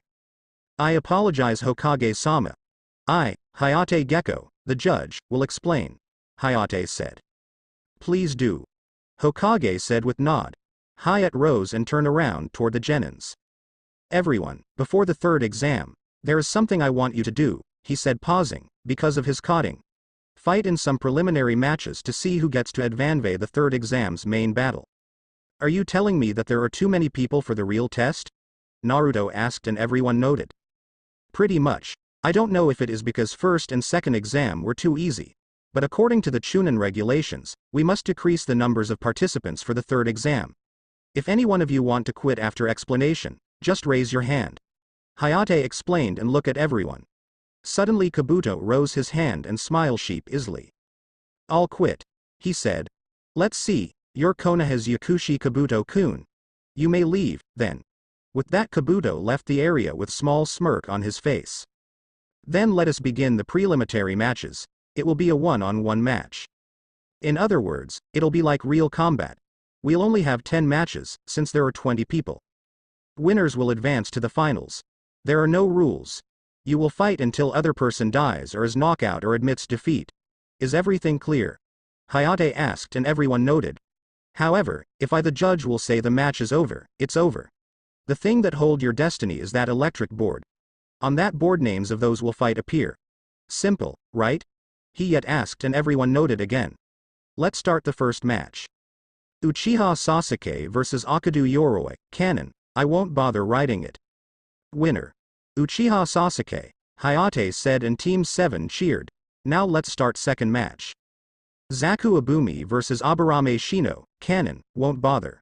Tsurugi Masumi vs Kankuru, canon, Haruno Sakura vs Yamanaka Ino. Canon, Ten vs Tamari, canon, Nara Shikamaru vs Kinsuchi. Canon, Uzumaki Naruto vs Izunuka Kiba, my turn. My turn. Naruto exclaimed happy. He couldn't wait to see Kiba face, when he beats him. "Thank you for waiting. It's finally my turn." "Yeah. We are lucky. We can win this for sure, Akamaru." Akamaru barked in agreement. "Do your best, Naruto," Sakura said, lifting his spirit. "Don't lose to him, Dobi," Sasuke said, getting growl from Naruto. "Just leave this to me," he said with grin. Both Kiba and Naruto jumped to the area and look at each other with smirks. Seventh match, Uzunuka Kiba vs Uzumaki Naruto, Hayate said. "I can't wait to show what I got. This will be so easy," Naruto said, getting tick mark from Kiba. "That's my line. Drawing you as my opponent was a good idea, right, Akamaru?" Akamaru barked and Naruto shrugged. Kiba put Akamaru on the ground and smirked. "Is that Oki?" Blonde said, referring to Akamaru. "Yes, dogs and bugs are treated as weapons," Hayate said, getting nod from Naruto. "It isn't a problem." "This is even better," Naruto thought with smirk. "Akamaru, don't do anything. I'll do this alone," he ordered, and Akamaru noted. "I'll beat you up in one hit out of pity." "Whatever, you won't defeat me so easily," Naruto promised with determined stare. "Then, begin," Hayate said, and Kiba kneeled while making a hand seal. Slowly his chakra leak out and cover parts of his body. He got on his four, as his nails got sharper. He quickly appeared in front of Naruto and elbowed his stomach, sending him flying back. But Naruto regained his balance and landed on the ground. He spat a little bit of blood, but overall he was fine. Stop acting tough. You're bleeding. Kiba barked angry. What that it? Man, your punches are weak. Compare to that what was back at Waves it's nothing. Naruto taunted Kiba, slowly making him mad. Blonde look at the Omnitrix. I can wait a bit more. Go ahead and use that dog of yours. You'll regret this, Kiba said and glanced at Akamaru. Let's go. They dash at him together. Kiba took and throw smoke bombs at Naruto. Blonde couldn't see anything. It wasn't good. Suddenly he got multiple punches in the face, stomach and the back. Naruto run away from the smoke, only to see Akamaru launching himself at him and biting his arm. Uzumaki fall back to smoke again. After the smoke was gone, Naruto was still standing with smirk on his face. Kiba eyes winded at the sight of Naruto holding his dog by his paws. It seems like you grown, Naruto. Kiba remarked with bitter chuckle. But you'll give me back, my Akamaru. He quickly threw a black pill toward Akamaru, who ate it. His fur slowly taken red color, as he kicked Naruto and got away from him. What the hell did you give him? Naruto demanded, jumping away. Was that a food pill? That's why his name is Akamaru. Kiba said, taking his own pill. Akamaru jumped on Kiba back as he prepared the jutsu. Beast mimicry jutsu. Half-beast clone. In the poof of smoke, Akamaru changed into Kiba clone. His eyes looked dangerous, Naruto mumbled. Then he looked at Omnitrix. Quest I don't have any choice, he thought with nod, before looking at Kiba. Oi Kiba. You and your dog are not the only ones with special transformation. I got something just for you, he exclaimed, before throwing smoke bombs on the ground around. As the smoke rose up, everyone was wondering what Naruto was about to do. He activated his Omnitrix and slammed the dial. Kiba and Akamaru having enough of this dashed at the smoke screen. Once they entered the smoke screen, they got punch away and sent flying backward at the wall. Everyone gasped as they hit the wall and landed on ground. Suddenly out of smoke jumped large orange dog-like creature without eyes and with orange hourglass symbol on his chest. Roar. Beast roared, as Kiba and Akamaru got up and looked surprised at the orange dog. What the hell did he turn into? Kiba wondered, before shaking his head. Doesn't matter. Let's go Akamaru. Kiba and Akamaru spinned at a ferocious speeds and went at orange dog. Dog didn't move and quickly stopped their attack with his bare paws. He held both Kiba and Akamaru in the air, before slamming the at the ground throwing the up in the air. He jumped at the near rail, jumped from it just above the duo. His censored his paws and slammed them on their stomachs and landing on them, creating a smoke screen. Orange dew touched the symbol on his chest and in flash of orange he was Naruto again. As he smoke cleared, both Kiba and Akamaru were lying on the ground unconscious. Hayate walked toward the and checked their vitals. They are alive. Medic. Winner. Uzumaki Naruto. I kinda overdid it. Blonde thought as Kurenai, Kiba-sensei appeared beside him. She glared at him for a second, before Medic came in and took both Kiba and Akamaru. Oh well, at least I won my match and I'm in finals.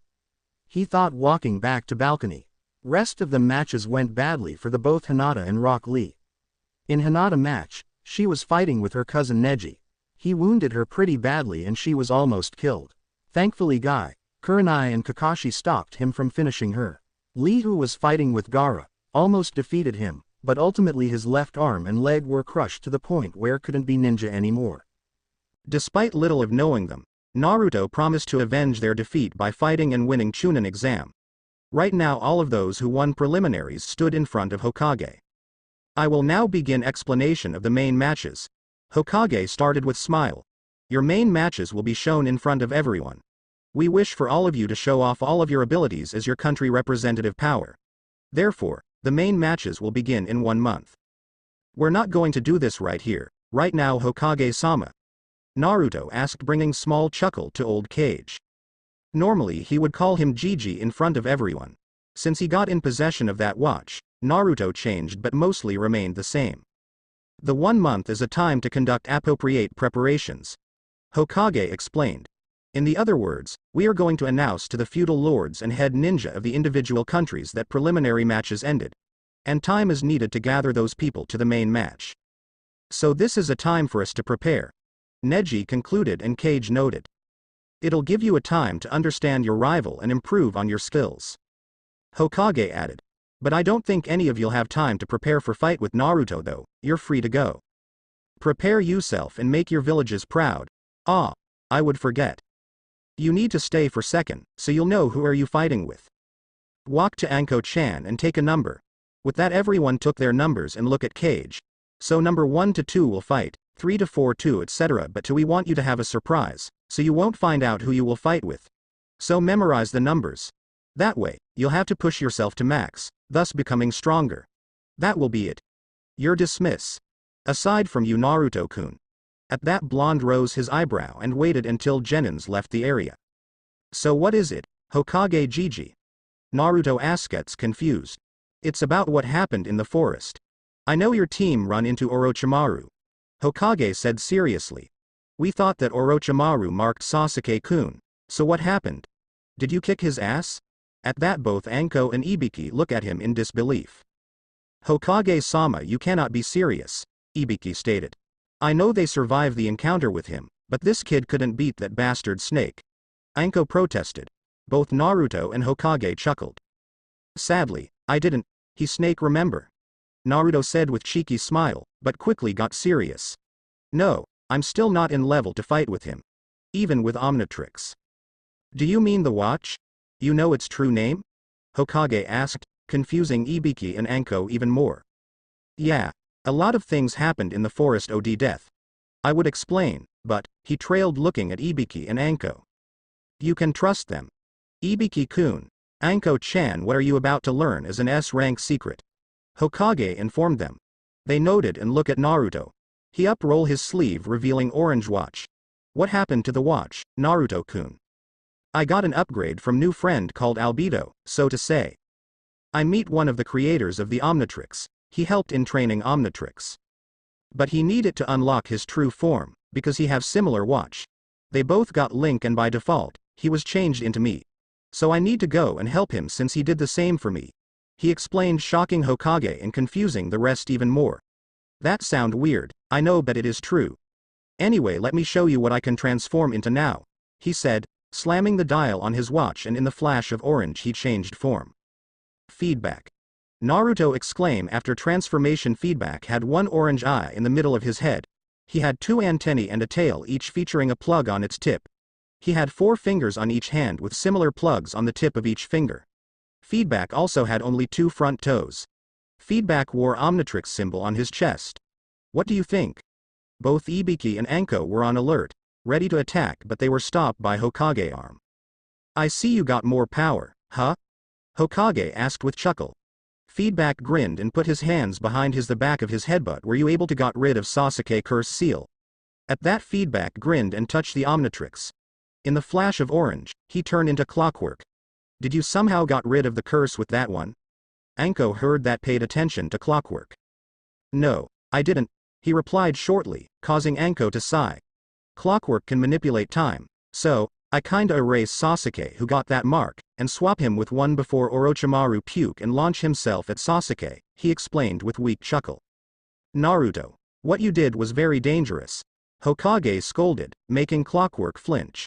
You cause a paradox. Someone finish Hokage's sentence. They look around for the source of the voice. Hokage saw a man standing on the balcony on their left and his eyes winded. No, but I thought you're dead. Hokage mumbled in total disbelief. Everyone else looked at the balcony and saw a man reaching his late mid-30, with long white spiky hair. He was dressed in old shinobi gear from 3rd Shinobi War and with white cloak over it. How is this possible? Ibiki and Anko gasped at the sight of man, while Clockwork rubbed his metal head. Gigi, who is this guy? He looked at the man on the balcony, still confused. Well, this my supposedly dead student, Jiraiya the Toad Sage. Clockwork gasped as Jiraiya smirked. Suddenly in the flash of blue he appeared before them. What the? I didn't sense him move. Hokage Gigi, he just walked in down from the balcony. You didn't saw that? Clockwork said, shocking the group. Ah. Chronosapien, that's why you saw me moving normally. Jiraiya said with chuckle, as he looked at Clockwork Chest and raised his eyebrow. Who? I see now. The Omnitrix, huh? Well, I have good idea how you might be. Naruto isn't it? He asked, shocking Clockwork, who changed back to Naruto. Whoa. How do you know me? Naruto asked in awe. Well, I did. He paused, sensing Sarutobi stare on him. Don't tell me you've keep him dark. Especially since he had Omnitrix. Jiraiya, Hokage snarled. Where have you been? I'll keep this short. Remember when I told I was going after Orochimaru? About 13 years ago. Hokage noted, remembering his conversation with him. I found out that Orochi Baka wanted to control time, so he could achieve immortality. Orochimaru created some type of device. To get more infos, I took personality of one of the scientists. When he launched the device and created a portal, I revealed myself and fought with Orochimaru. That didn't go away and I accidentally destroyed something, which caused the portal to become unstable. I was censored into it and trapped there for millions of years. I went insane, but after few centuries I became bored and decided to study the time itself. Now I have complete understanding over space-time continuum. Though, I forget my name in doing so. Thanks for reminder. Jiraiya said with grin, causing Hokage to give a long sigh. Naruto and the rest stare at them. We'll go now, Hokage-sama. Don't worry, we'll keep it as a secret. Both Ibiki and Onyx said in unison, before vanishing in poof of smoke. I'm getting too old for this, Hokage said, nursing his temples. Anyway, how do you know this alien true name? I've been traveling through time, sensei. I saw many things, meet many people. He replied with smile, looking at Naruto. He huffed his hair, which caused him to get tick mark.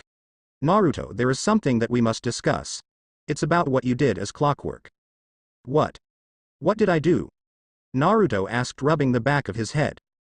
Because you erase Uchiha boy with curse mark and swap him with the one from minute ago, you create a paradox. Something that shouldn't happened and has no sense. He explained, so Naruto would understand. My job is to look over accidents like this. I'm sorry, but I have to correct this paradox. Sasuke must get the curse mark. At that both Hokage and Naruto gasped. Jiraiya, there must be something we can do. Sasuke-kun didn't deserve to get it. Hokage said, looking at Jiraiya with pleading eyes. No. You can't do that. Naruto yelled at Jiraiya, who gave a sigh. I didn't use Clockwork, just let Sasuke get that stupid mark anyway. Orochimaru wants something from him. I know that. At that Jiraiya gave a chuckle. I know it must be hard for you, but there is no other way. I have to fix this, or rather I already did. Sasuke is right now in hospital and Kakashi is sealing his curse seal. Jiraiya said, taking an old-fashioned watch from his pocket. Hiruzen raised his eyebrow at the sight of familiar watch. So why didn't told him? Naruto have right to know. Even more with Omnitrix now. You know why. He may have matured, but Naruto-kun have to reach Chunin rank first. Hokage replied with crossed arms. Beside, I made a promise to him. Right. Oh well. Naruto, it seems like you won't learn about the truth until we'll reach Chunin rank. Jiraiya pouted. Oi. What are you not telling me? So what should we do about Orochimaru then? Naruto demanded, but Jiraiya huffed his hair even more. Don't treat me like a child for Kami's sake. Haha, don't worry, you'll learn in the month. Beside, now that I have all the time I need, I can train you like I intended long ago. About Orochimaru, we'll deal with him in time. Jiraiya said, which shocked Naruto. But right now, I have to go to Mount Myoboku. Gamabunta, Pa and Ma need to know that I'm alive. See you around. He vanished in blue flash and left the two confused. Why so many things is happening right now? Hokage sighed and looked at Naruto. Naruto-kun, you may go now. I need to get back to the office and finish the paperwork. Blonde noted and grinned. Outside of the Forest of Death. Training Ground 7. Naruto and the rest of Team 7, besides Sasuke, appeared on Training Ground 7. They look around and nothing happened. Didn't Albedo said we'll meet him after second exam? Sakura wondered, confused. I'm confused too, Sakura-chan. Naruto admitted with nod. Maybe I can contact with him via Omnitrix? Are you sure this will work, Naruto? Kakashi asked, still reading his Icha Icha book. Might give it a try. Omnitrix, contact me with Albedo. Naruto commanded with serious voice, and nothing happened. Ha ha ha, Quest, I was right. Sakura chirped and Blonde pouted, until he heard a bip from Omnitrix. Voice identification confirm. Welcome Naruto Uzumaki. I will now contact you with Albedo, hold on.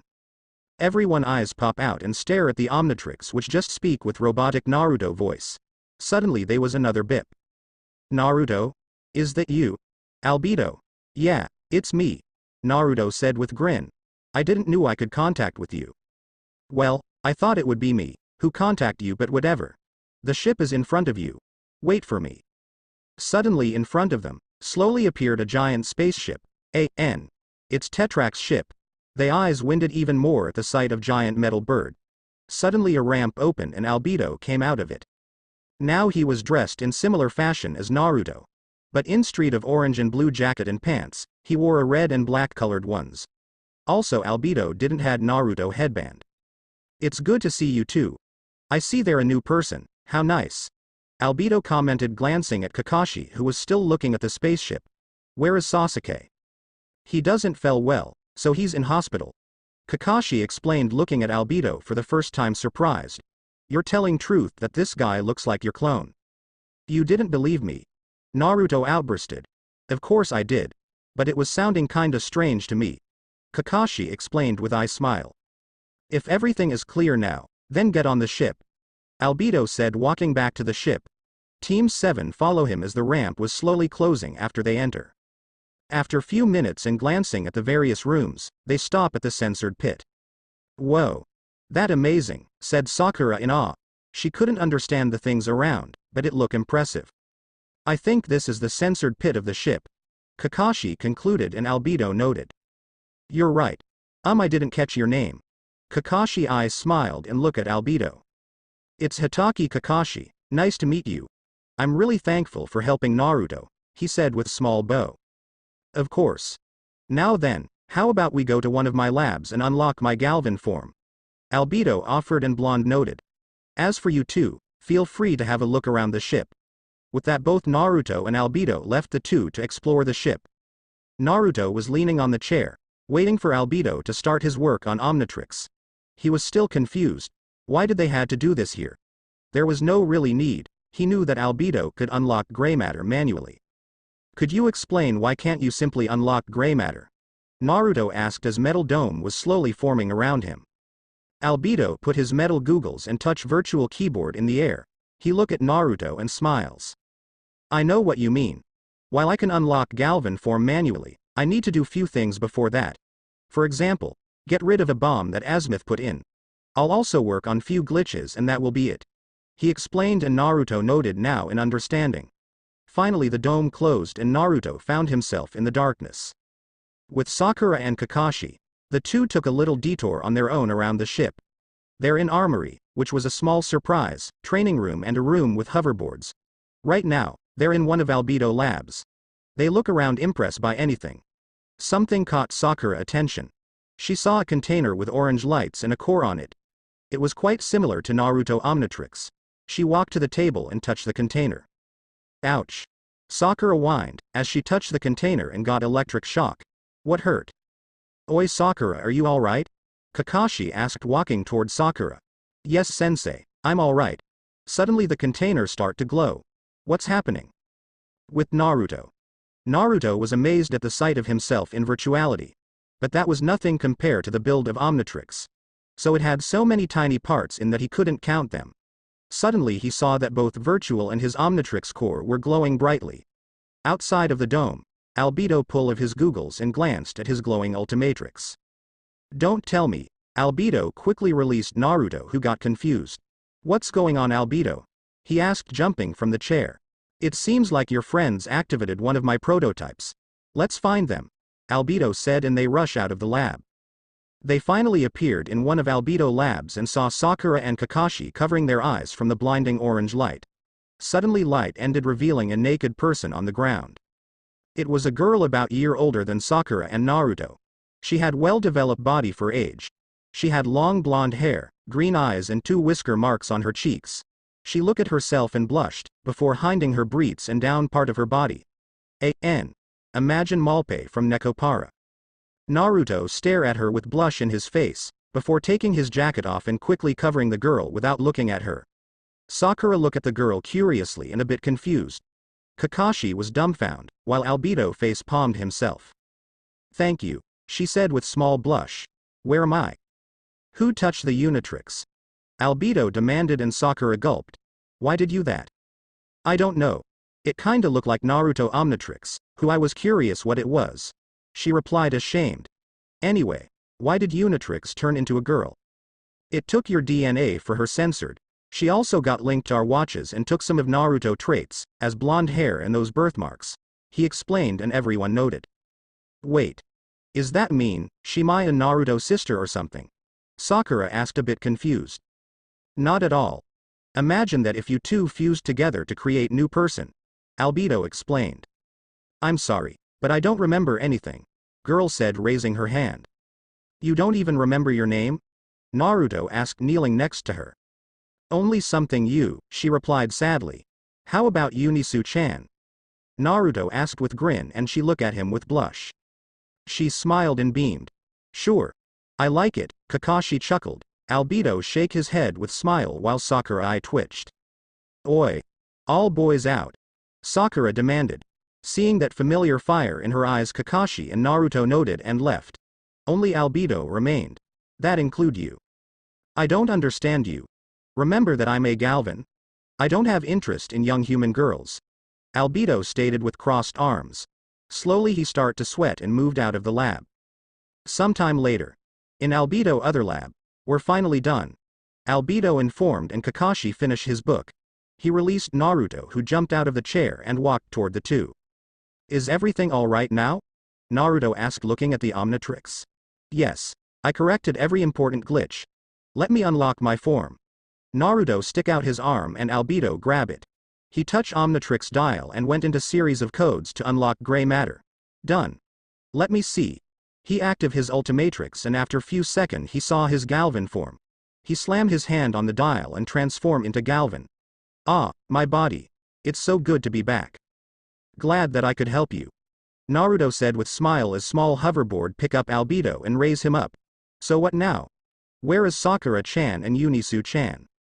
Sakura went for spare cloths for Eunice-san. Kakashi replied with a wink, which caused Blonde to blush a little. "How about I'll help you program the codes in Omnitrix?"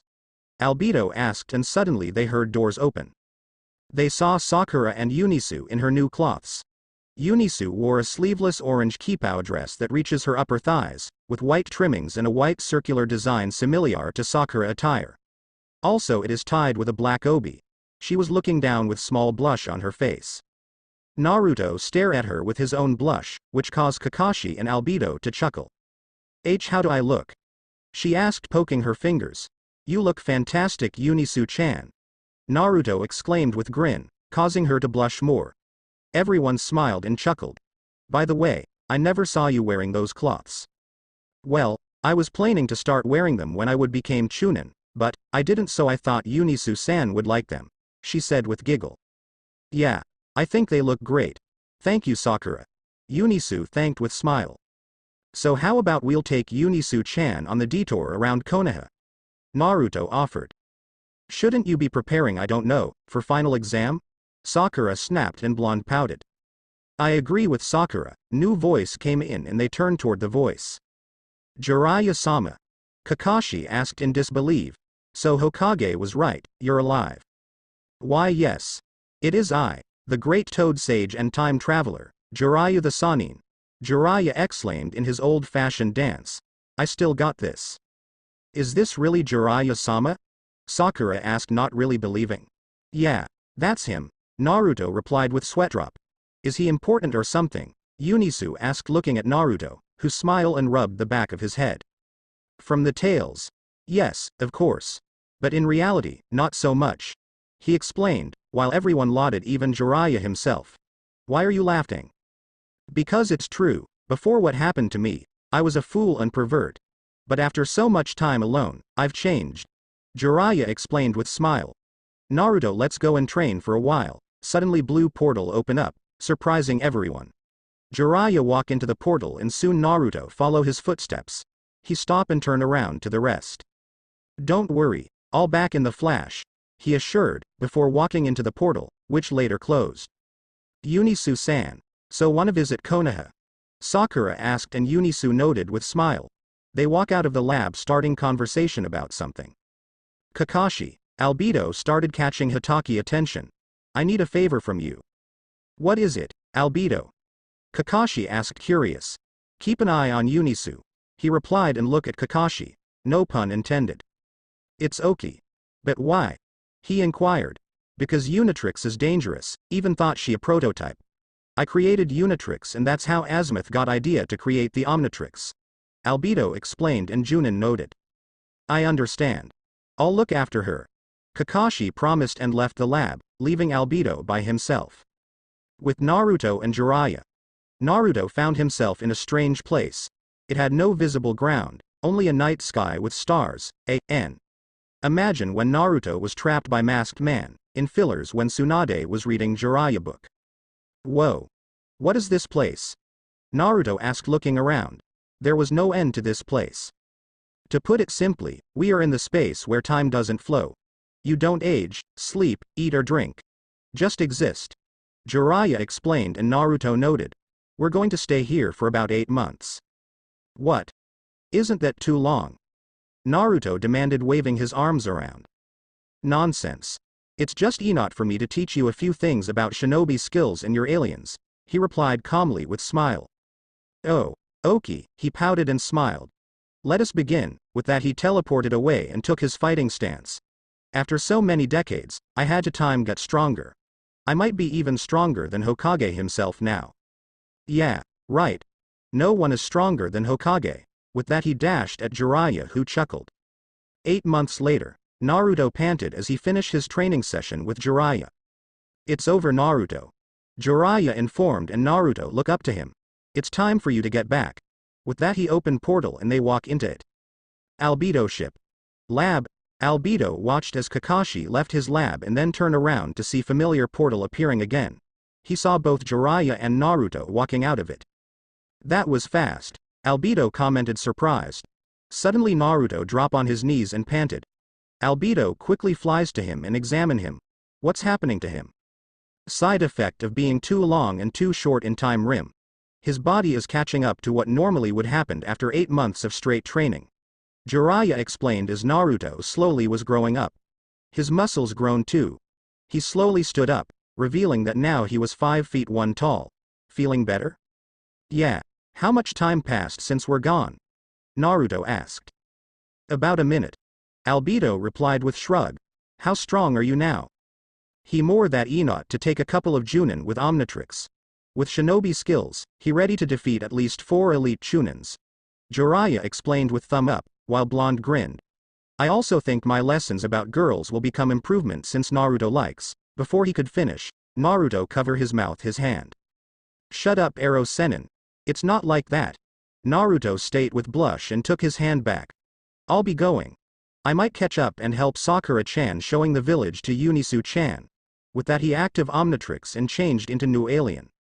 Fast track. It was a feline-like alien with a black suit-like color scheme. His hands, legs, part of his head, and chest were colored blue. He had spikes on his hands and legs. He also had black Wolverine mask-like fins around his orange eyes. He has a triangle-shaped nose, and a thunderbolt-like design down his chest. He wore Omnitrix symbol on his chest. Gotta run. See ya. With that he was gone, leaving a blue blur after him. Ha ha ha. That was cute. Jiraiya commented and Albedo noted. So what do you think about these two? What do you mean? Albedo asked and Jiraiya chuckled. Don't pretend you don't know what I mean. Albedo shake his head with smile. I know what you mean. But I don't think that will work. She artificial human. He explained with sigh. I'm not sure if he'd be happy with her. At that Jiraiya took a picture out of his pocket and gave it to Albedo. What is it? Look at it yourself. He replied with smile. Albedo looked at the picture and his eyes winded. That's not everything. Turn it around. Albedo did as he said and his eyes winded even more at what was written there. Is this a trick or something? No, this can happen, but you need to make decision about Eunice. Jiraiya said seriously. Everything depend on you. I'll leave you with your thoughts. With that he teleported away, leaving Albedo. What should I do? Albedo thought, looking up at the picture. During the month, Naruto mostly was as helping Eunice adjust to the village.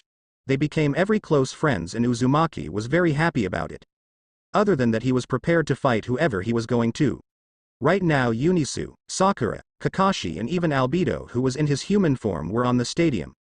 Thought he looked a bit different, so civilians wouldn't get confused. He altered Naruto DNA a bit. Now he had red hair and dark green eyes and no whisker marks. Whoa, so many people, Naruto thought, looking around until he spot Eunice, Sakura, Kakashi and Albedo. He smiled and waved. Eunice beamed and waved too. Sakura and Kakashi followed her, while Albedo simply noted, "It's my time to shine." Ladies and gentlemen, Hokage started getting everyone attention. Thank you for coming to Hidden Leaf Village of Konoha's Chunin selection exam today. We'll now begin the main matches with the 8 that have passed the preliminaries. Please enjoy the matches. Everyone cheered, before calming down. There are things I must tell you before we can begin. Genma started, looking at the genins. He then took a paper out and showed it to everyone. Here are those you'll be fighting with. There was a small change, so those are not original matchups. So I'm fighting Gaara, Naruto thought with gulp. He glanced at Gaara, who was already staring at him. I'll have to use Omnitrix at some point. From what Ero Sennin told me, this guy is like me. I can't use Fox Chakra properly, so ninjutsu or aliens. By the way, where is Sasuke? What if he won't show up? He'll lose by default, Genma explained, and Naruto gasped. That's weird. Knowing him, he would came here even if he had to drag his own body.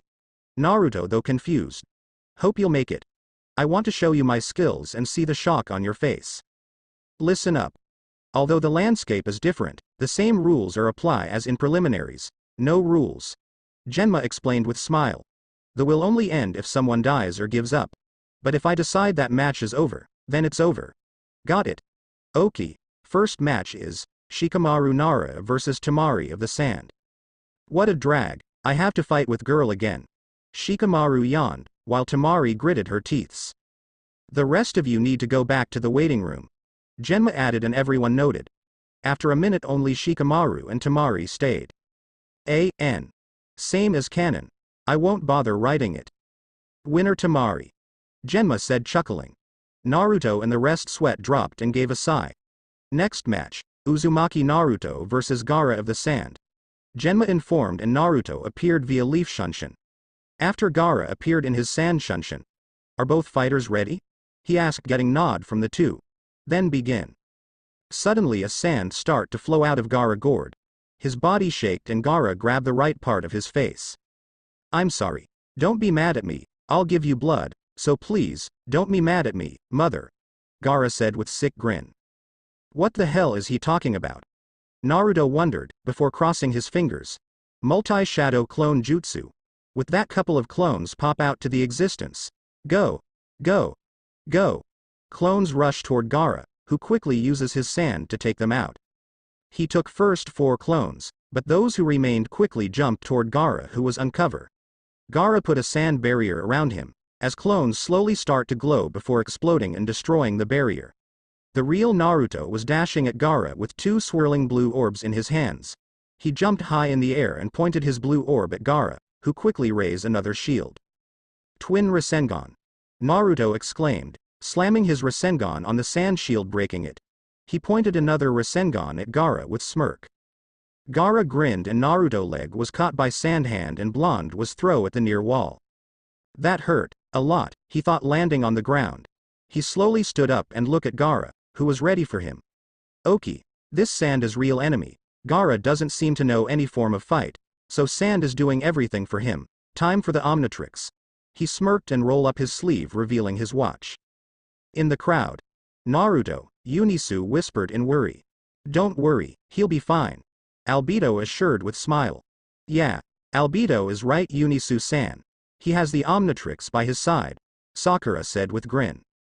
Wish I could be by his. Eunice blushed and shook her head. Focus on the match. Suddenly they spotted Sasuke in his new black outfit. You're late, Kakashi commented with bored expression. I was training. Did I miss something? He asked and looked at battle area. Naruto is fighting with Gaara? Yeah. So far he's alive, so everything is okay. Good to see you again, Sasuke. Albedo said and Uchiha noted. Let's focus on the match, you guys, Sakura said, and everyone chuckled. Back on with Naruto. Big chill. No, maybe Goop. Or Spitter. Naruto thought, dodging Gaara's sand attacks. Upchuck, or Heat Blast. Stop running, Uzumaki. Gaara shouted, as Naruto dodged another attack. But he quickly grinned as Naruto jumped just where he wanted. As soon as Naruto landed, sand appeared around his feet and squeezed it. Sand lifted him and started to slam him on ground back and forth. Crowd gasped at sight. Naruto quickly activated the Omnitrix and tried to pick his alien. He slammed his hand on the Omnitrix and in flash of orange he transformed. Now he was resembling a puffer fish. He had 3 spikes sticking out the top and bottom of his head. His mouth covers mostly the upper front of him, which is filled with dull-colored, pointed teeth. His eyes are connected to the corners of his lips and are orange. Alien wore black pants that partly covers his stomach and had the Omnitrix symbol on the black pants. Spitter. Alien exclaimed, before Gaara-san dropped him from sudden transformation. Spitter get up and look at shocked Gaara. Like my new look? He asked with grin, before spitting a concentrated blast of slime at Gaara. Sand reacted too slow and Gaara was partially covered by slime. Spitter touched the Omnitrix and transformed into new alien.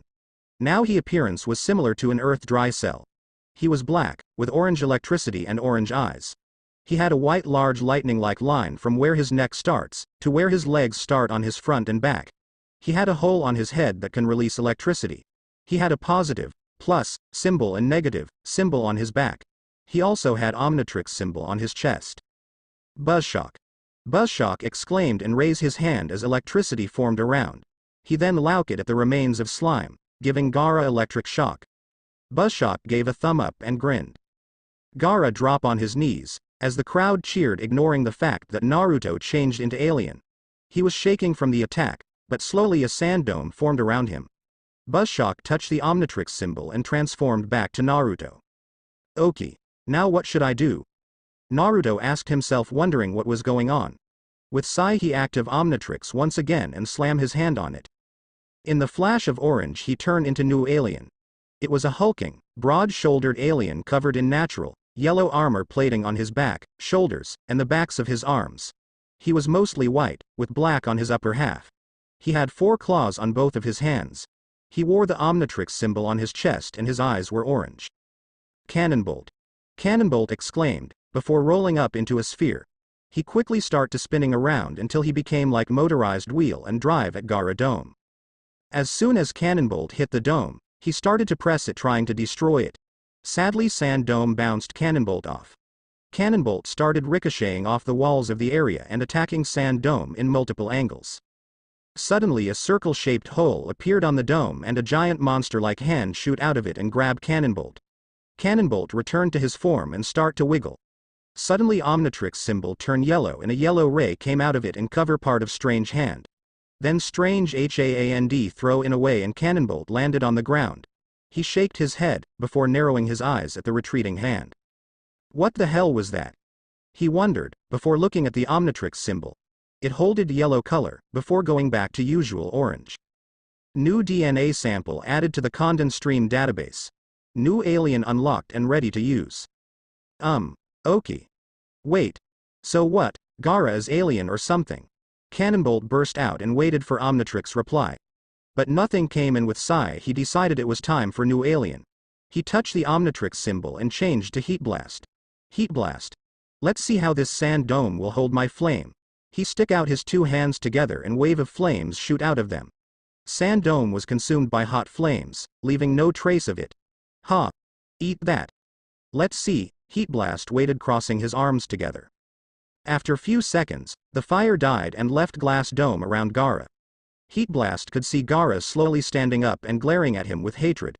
Heat Blast chuckled nervously and scratched the back of his head. Slowly a glass started to break, but Gaara didn't even flinch. You hurt, mother, you'll pay with your death, Uzumaki Naruto. Gaara screamed as the inner sand came out of his body. He created a sand arm and sent it toward Heat Blast fastly. He stopped few inches from fire creature face. You're lucky. Subtly white feathers start to fall from the sky. What the heck? Heat Blast asked, looking at the falling feathers. Is this a genjutsu? Does this mean we're invaded? Gaara retreated his sand arm and glared at Heat Blast. He was very curious about Uzumaki transformation, but he could barely hold himself. Also, he had to follow the plan. You're lucky, Uzumaki, he said, before grabbing his head and screaming in pain. Suddenly Tamari and Kankuru appeared next to Gaara. Oi! What's happening? Aren't Sand allied with us?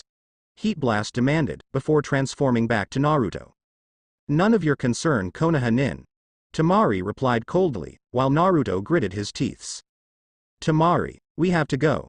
Now, Kankuru said, grabbing his little brother and shunching away. Tamari only smirked, before quickly turning away and following her brothers. Hey, wait. Before Naruto could transform again, he was stopped by Albedo, who appeared as Big Chill. Albedo, why are you stopping me? I need to go and get them. I know that. That's why I must give something to you. Albedo said, confusing Naruto. Access Master Control. Suddenly Naruto Omnitrix flashed bright orange light. Master Control unlocked. Is everything unlocked? Naruto asked, excited. How many aliens I can turn into? Over 1,911 DNA samples are now available. Once this invasion will be over, I'll lock the Master Control again. I don't think you're ready yet. Have fun, Albedo said before flying away. Alright. In the flash of orange he changed into new alien. It was a red, humanoid, manta ray-like alien with two black lightning bolt-like stripes coming down from his shoulders to his Omnitrix symbol on his chest. Jetray. With that he flies out of the stadium and heads after Gaara and his siblings.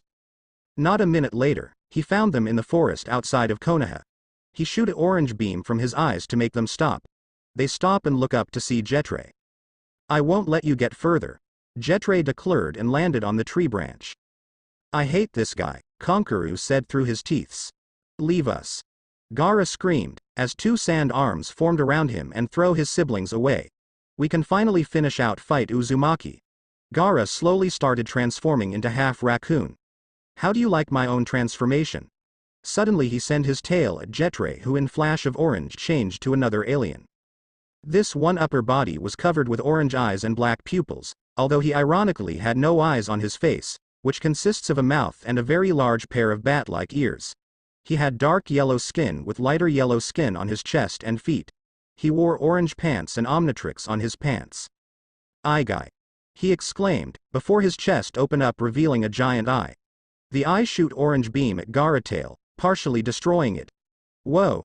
That was awesome! Gaara growled and reformed his tail. Just why are you in my way? Why I feel you're like me? Gaara demanded, making every eye of Eye Guy wide. Like you? Don't make me laugh. I'm nothing like you, I fight to protect my friends. That's why I'm here. Eye Guy explained. But I can agree with you on one thing, we both have demons inside of us. I can tell that you two went through hell, but that doesn't give you any right to kill everyone who oppose you. Eye Guy jumped toward Gaara and in flash orange he changed. Now he was an alien with 4 arms, 2 pairs of orange eyes, 2 legs, 3 fingers on each hand and 3 toes on each foot, blue fur over a dark blue center, and a tail with 2 stripes near the tip. He wore the Omnitrix symbol on his chest. Spider monkey! He exclaimed, before giving Gaara a solid punch in the face. He sent him flying, and before he could hit the tree, Spider Monkey shoot a web from his tail and pull him back for another punch. They both landed on the tree and Spider Monkey web him to it. Now will ya explain to me, why did Sand Village attack us? He said, giving another punch in the face. I really don't want to hurt you, but you're not giving me any choice. Beside, I have to stop you, before you'll unleash Shukaku. Then jumped back and landed on tree branch. Sudden flow of memories caused Gaara to scream in agony as more sand start to cover his body. Then there was a giant poof of smoke and Spider Monkey was pushed away. He landed on the ground and transformed. Once Naruto looked up, he gasped at the sight of giant light brown tanuki with seals around his body and 1 tail. Damn, is that what Omnitrix scanned? Naruto wondered, before quickly activating Omnitrix to see similar big tanuki. Whoa, should I transform into him and fight fire with fire? No. I don't know what will happen if I transform into him. I might lost control as well. There must be someone else, He turned the dial for another alien and raised his eyebrow. This could work, he thought, pressing the dial. In flash of orange light, he started growing until he was as tall as Shukaku.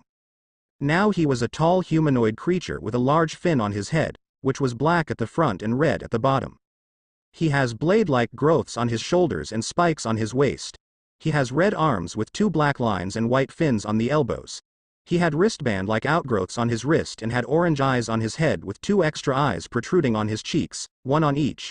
He has red feet with 2 toes on each foot and has a black sandal-like covering on the middle of his feet and a line on the side of his neck. He wore Omnitrix on his chest. What are you now? Shukaku demanded.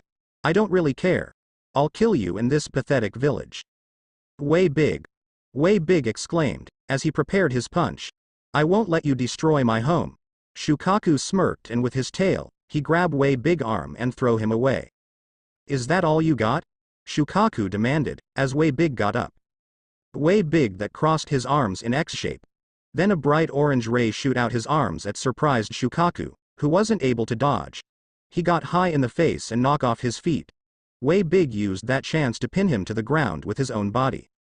He then punched him the face. How do you like that? He asked with smirk, before he saw a dark violet ball forming around Tanuki mouth. Before he could finish he was blast away and sent toward the sky with giant violet ball. Then it exploded and after few seconds Way Big hit the ground. That hurt as hell, he looked at laughing Tanuki in his face. His eyes winded when he saw Gaara upper body on top of Shukaku forehead. I see, it's worth a shoot. I guess it's time for something very small, he thought, before transforming in flash of orange. The Way Big was gone. Oi! Brat, where are you? Shukaku shouted, not even realizing that a tiny orange light flied and landed on his forehead. Nanomech. Some very squeaky voice spoke, making Shukaku to listen carefully around him. It was Naruto, who was now about an inch tall at full size. He had gray skin with an orange circuit-like design on it. Nanomech possessed orange wings as well as 1 large, orange cyclopean eye. His body was a carbon, silicon-based alloy, and he had triangular feet. He wore the Omnitrix symbol on his chest. It worked. I have to thank Albedo for this alien. With that, Nanomech transformed into Naruto. It's you. I won't let you wake him up. Shukaku shouted and started shaking his head in order to get rid of Naruto. Blonde quickly sent chakra to his feet to stay and with good swing he landed a punch on Gaara's face, waking him up. No. Slowly Shukaku's body start to crumble apart. Naruto grabbed Gaara and landed on top of the tree. Gaara slowly lift his head and look at Naruto. What the? Gaara was blinded by sun, causing him to squint his eyes. Looks like you're alright. Naruto commented. Gaara, that fight was pointless. You know, we're very much alike. We both host tail beasts inside of us, 9 and 1 tails. Naruto said, making Gaara gasp. We both were lonely and hated by the villagers. Because of that, we know true pain of suffering. And despite that, we're still different. You went with revenge and killing, while I wanted to make everyone to paid attention to me. I found friends and role figures, but you never got a chance. That's just sad. Hearing those words, caused tears to form in Gaara's eyes. First tears since he was a child. But tell you what, how about I'll become your friend? But why? We attacked your village. Why would you become friends with enemy? Gaara asked confused. I quest that we still can settle this peacefully. Beside, I think that this whole invasion was just huge misunderstanding. Naruto explained with grin. Suddenly both Temari and Kankuro appeared on other top of trees, prepared to fight. Your siblings are here. Give Gaara back. Kankuro demanded, bringing his puppet out. Sure. Naruto replied shortly, making them raise eyebrow. Are you for real? Temari asked confused. Why would do that? Because Gaara is your little brother and he pretty much tired after out small fight. Naruto explained with smile. What should we do? Kankuro asked, glancing at his sister. How about we'll drop on ground level and talk this through? Naruto offered, before jumping down and landing on the ground. Second later, Gaara's siblings landed a few feet away from him. Now I'll put him on the ground and leave. I'll promise that I won't follow you. With that in the flash of orange, he changed to fast track. I gotta go and see what's going in village. See ya. With that he was gone. What a strange kid, and those transformations. Konkaru commented with tired sigh. Tamari, Konkaru. Gaara said, getting their attention. I'm sorry. Hidden Leaf Village. Few days later. Hokage Tower. A lot of things happened during the invasion. It was Orochimaru who got both sand and sound into his revenge on Konoha. Jiraiya and Albedo helped destroying snake summons and helping civilians evacuate. Kakashi and other Junins with ANBUs were fighting in the entire village. Rookie 9, minus Hinata were helping in fight and evacuation. Third Hokage on the other hand was fighting with Orochimaru. But, he paid his life in the process. He was able to seal off chakra in Orochimaru arms, but to do that Hokage had to use Dead Reaper seal. That was a reason why he died. Naruto begged Jiraiya to turn back in time and saw Hokage, but Time Traveler declined it. He explained that was a part of history and there was no way of changing it. Right now everyone who took part on invasion was on Hokage Tower to pay respect for the old cage. Each of every shinobi of this village took a white flower and put it on the Hokage altar. It was a long and sad day for the village. 2 days later, council room. Naruto, Shikamaru, Sasuke and Neji stood in front of the council. They're summoned here by them. Do you know why are you here? One of the council women, known as Kaharu Udatane, asked. No one replied. I see, you're here for very special reason. Since Hokage is dead, we have to appoint new Chunins for him. That's right. All of you'll become Chunin today. Uchiha Sasuke, Nara Shikamaru and Hyuga Neji stepped forward. Another council member, known as Mitokado Homura, said. All three stepped forward, leaving confused Naruto. For your bravery and skills, we're honored to call you Chunins. Congratulations. Each of them was granted with Chunin jacket. You're dismissed. You, Uzumaki Naruto, must stay here. They all left, giving glance at Naruto. Is there something you need? Naruto asked, crossing his arms. And why haven't I got Chunin jacket? Because you're not becoming Chunin. Hamaru said, making Blonde gasp. From now, you're no longer shinobi of Konoha. We're stripping you from ninja's rights. Wait. Why are you doing this? Naruto demanded, angry. Because you've become too powerful, Kyuubi. A new voice appeared. From the shadows appeared a man in his 60s. He was better known as Danzo, the old warhawk. Now, you're in possession of a strange watch that can turn you into various creatures. You can even defeat a Biju without any problem. You're too dangerous right now, so we'll be taking your watch and use it for the good of Konoha. 2 Anbu Black Ops appeared behind Naruto, who was ready to transform and beat their asses. Suddenly, in the flash of blue, Jiraiya appeared behind 2 ANBUs and within a blink of eye, they dropped on the ground. What's the meaning of this, Jiraiya? Kaharu demanded. Do you know what you did? Of course. I just saved a civilian from Anbu. Jiraiya explained. Since you strip him off his shinobi rank, you have to ride over him. You wanted to take him to your dungeons and torture him. You want Omnitrix for your own greed. Am I right, Danzo? It's for betterment of Konoha. You know that Kyuubi can't get stronger. At that, Jiraiya snorted. I see that in your old age, you became dumb. Jiraiya commented, causing Danzo to growl. Just like everybody else in this village, you can't understand difference between scroll and kunai sealed in it. It doesn't matter, I'll be watching over Naruto from here on now. What do you mean? Hamaru asked, confused. Those were the last words from Hokage. Here's the ladder. He threw the ladder and Danzo caught it. It's here as in handwriting. Danzo said, glaring at his deceased teammate. It's not fake at all. As you can see, from now I'll watch over Uzumaki Naruto, Jiraiya declared. First, hand over the watch. Kaharu ordered, pointing at Naruto's wrist. I don't know how to take it off, so you can't have it, Naruto stated. Jiraiya, can you take it off? Hamaru asked. No, he replied shortly. How about that alien with same symbol on the chest? Danzo inquired. Few of my ANBUs spotted a moth creature talking with you, Kyuubi. Stop calling me that. I'm not Kyuubi. If I would be that, I'd probably kill you long ago, Naruto yelled. Is that a treat? Danzo asked in calm tone. No, that's a promise. At that, Danzo opened his single eye and glanced at Naruto. I quests were done. With that, Jiraiya and Naruto vanish in blue light.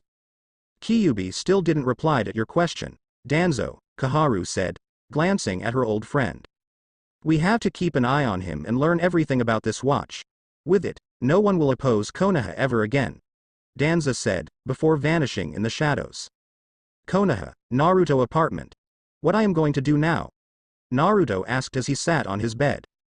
Well, council have no right to do anything, so you have time for training your shinobi skills and aliens. Jiraiya explained leaning on the wall. Catch, he throw two small metal devices and blonde look at him confused. It's teleporter created by Albedo. It will allow to teleport to his place and back here. Think of it as Shunshin. The second one is mine. It'll transport you to the time void where you can train too. I see, thanks. Jiraiya just vanished without a word. Aw man, where'll get the money now? He wondered with anime tears. I still have to pay the rent. Naruto stood in the training ground 7 waiting for everyone to appear. After some time both Kakashi and Sakura appeared. Second later both Albedo and Eunice appeared too via teleporter. Hey Naruto. Sakura greeted, before blinking in confusion. Oi, what happened to your cloths and headband? Naruto headband was now gone. His cloths changed to black pants and boots. His jacket had black sleeves, while the front had hourglass symbol and orange color. Basically he had Omnitrix symbol on front of his jacket. I'm no longer a shinobi, he replied, making them gasp. What happened? I was told that you're summoned to get Chunin rank. Kakashi asked in disbelief. Because of the Omnitrix and Kyuubi, they thought that I'm getting too strong and stripped me off the rank, he explained. What do you mean?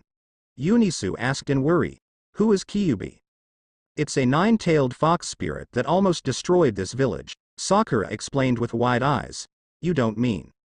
I see that humans are just as dumb as ever. Albedo commented shaking his head. Yeah, I'm Kyuubi Jinchuriki. While he's a prisoner, I'm his prison. He explained, looking down sadly. Eunice walked toward him and hugged him. After small hesitation Naruto hugged her too. Oh wait, where is Sasuke? His curse mark, somehow it got activated. Right now he's resting, but it's not as bad as before. Kakashi explained and blonde nodded in understanding. Eunice then broke the hug to give Naruto a little space. So, what will you do from now on? I'm not so sure. I have to find some type of job, so I can pay the rent of my apartment. Naruto replied with sigh. As a Junin, I have a big payment so I can share it with you. Beside buying my books and food, I really don't know what to do with it. Kakashi assured with eye smile. Thanks. Suddenly in flash of blue Jiraiya appeared. Hey. Why are you here? We have a mission Naruto. We're going to find my old teammate, Tsunade. Jiraiya explained, making Naruto, Sakura and Kakashi gasp. Yeah. Senju Tsunade the legendary censored her. But she's better known as Slug Princess. But what for? Naruto asked crossing his arms.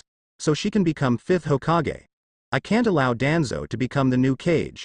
It'll be the end of Konoha, Jiraiya said seriously, making every tensed. When are we heading? Naruto asked, making Jiraiya smile. Right now. I know where Tsunade is. With that, in the flash of blue they vanish. City outside of Konoha. Suddenly out of nowhere, blue light appeared and second later Naruto and Jiraiya stood in front of a bar. Everyone gasped and screamed in horror. Naruto looked confused at the civilian around them. Why were they so scared anyway? They scared, because they never saw shinobi doing something like this. Civilians are scared of us, since we can do things they can't. Jiraiya explained entering the bar. Naruto caught up with him and start looking for blonde slug princess. There, in the left corner. Suddenly a young blonde busty woman turned toward Jiraiya and Naruto with her cheeks red from alcohol. Her eyes winded at the sigh of her old teammate. The two walked to her and saw other person with black hair and eyes. The girl had pig on her lap. I thought you're dead. Tsunade stated, crossing her arms. It's good you see you alive, Jiraiya-sama. Shizune greeted with smile and Toad Sage noted. Like many others. It's great to see you again. I really missed you, Jiraiya said with warm smile, which shocked her. Normally, he would stare at his breets, but now he was looking at her face. You heard that Sarutobi-sensei died, right? Yeah, Orochimaru and I met not long ago. She replied, before looking at young blonde kid. Who's that? Your new pupil. He looks a lot like previous one. At that Naruto raised his eyebrow confused. What's your name kiddo? Uzumaki Naruto. Naruto introduced himself with proud smirk. Tsunade smiled and closed her eyes. Not bad. But better if you change your style, she said with chuckle, making blonde pout. Anyway, why are you here? Also explain what happened to you. Let's start with the last one. I was stuck in time stream, because of Orochimaru and his stupid experiment. I was there for thousands of years. I didn't age, drink or eat. I studied the time itself and became its wielder. I know that sounds stupid and unbelievable, but that's true. Jiraiya explained shortly. Yeah, that does sound stupid. But I believe you. You've always run into starn things. But what the reason you're here with Gaki? She asked, earning growl from Naruto. I need to take you back to Konoha. You have to become the Hokage, before that bastard Danzo will do it. He said seriously, making her snort. Tsunade, this isn't a joke. It is. Throw your live to die anyway. Sorry, but I don't want to end up like 4 previous idiots. Hearing that, make Naruto slam his hand on the table. What's up with you? I can't believe I'm hearing this bullcrap. You're offered a position of Kage and you refuse it. I guess only men are made to be a Kage and not some old grannies. If it wasn't for my age, I'd gladly became Hokage, Naruto smirked, as he saw that Tsunade was slowly boiling inside. It was play of words. For Naruto, the girls were strong too. What was that? So you think, as a woman I'm weaker than you? Tsunade demanded and Naruto noted with grin. Jiraiya smirked, realizing his student plan. So about a bet? If you win, I'll come with you and become the Hokage. But if I win, you'll pay all my lost bets. How about that? Let's take it outside then. With that they left the bar and were now outside. It a chilly night, but they didn't care. So, are there any rules? You can use whatever you want. All I need is just a single finger. Tsunade said with smirk. Naruto smirked and rolled up his sleeve to reveal Omnitrix. He activated Omnitrix and slammed his hand on the dial. What the? In the flash of orange, Naruto transformed into a giant humanoid dinosaur. Humungosaur. Humungosaur exclaimed and dashed at shocked Tsunade. It was too late for her to react and she was punched by Humungosaur. It sent her flying out of the side and rashing into a forest. Humungosaur touched the Omnitrix symbol on his chest and transformed into Fast Track. Fast Track. Then he flashed to where Tsunade landed. What just happened? Shizune yelled and Jiraiya chuckled. Let's see how it'll end. Jiraiya said, as they flashed in blue light. Forest, outside of city. Tsunade slowly got up. Just what happened? She was about to teach the kid some manners about women and kunoichis. Then he suddenly transformed into giant dinosaur creature. What was going on? That couldn't be genjutsu, she didn't sense any chakra whatsoever. She start looking around and see tree around her. Then she spot a blue and black cat-like person. What now? She mumbled, while Fast Track grinned. Who are you? That was easy. I'll defeat you, so Konoha will have Kage. He said, dashing at Tsunade with blinding speed. He punched multiple times, making her fall on knee. That all ya got? He touched the Omnitrix symbol and transformed back to Naruto. How did you do that? Just how did you transform into those creatures? Tsunade demanded. After this fight, I'll explain everything. He activated Omnitrix and slammed the dial. In the flash of orange he transformed. Heat blast.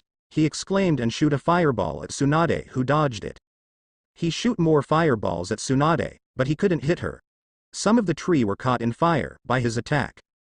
Oi! Gaki, it'll be over with this forest if you won't stop. Tsunade yelled, landing on the ground and dashing at Heat Blast. She engaged with a taijutsu battle and Heat Blast proved to be rather good at hand-to-hand combat. But because of the heat from his body, Tsunade wasn't able to give him fully charged punch. She either dodged attack or used chakra to cover fist and punch Heat Blast. I don't see a problem. Touching his Omnitrix, he changed to new alien, Water Hazard. Water Hazard appeared to be a red, mollusk-like alien. His eyes are orange and he didn't have a mouth. Behind his legs and on the top of his arms were small spikes that were gray. On his shoulders and legs, there were black spots. On his hands there were portholes, which could be used to shoot water. Water Hazard had 4 fingers with claws on them and on each one of his feet, there was a gray spike. His lower torso was gray, with 2 spikes on the side of them. He shoot a hot water and make her fall back. Water Hazard used this time to put out the fire he caused. Not second later, he was punched by Tsunade and sent crashing at the tree. Slowly he got up and looked at Tsunade, who slammed her fist on the ground causing small earthquake. The ground around them cracked and trees start to fall on them. Tsunade jumped high in the air and narrowed her eyes at Water Hazard, who was barely standing on his feet. Let's see how you'll get out of that.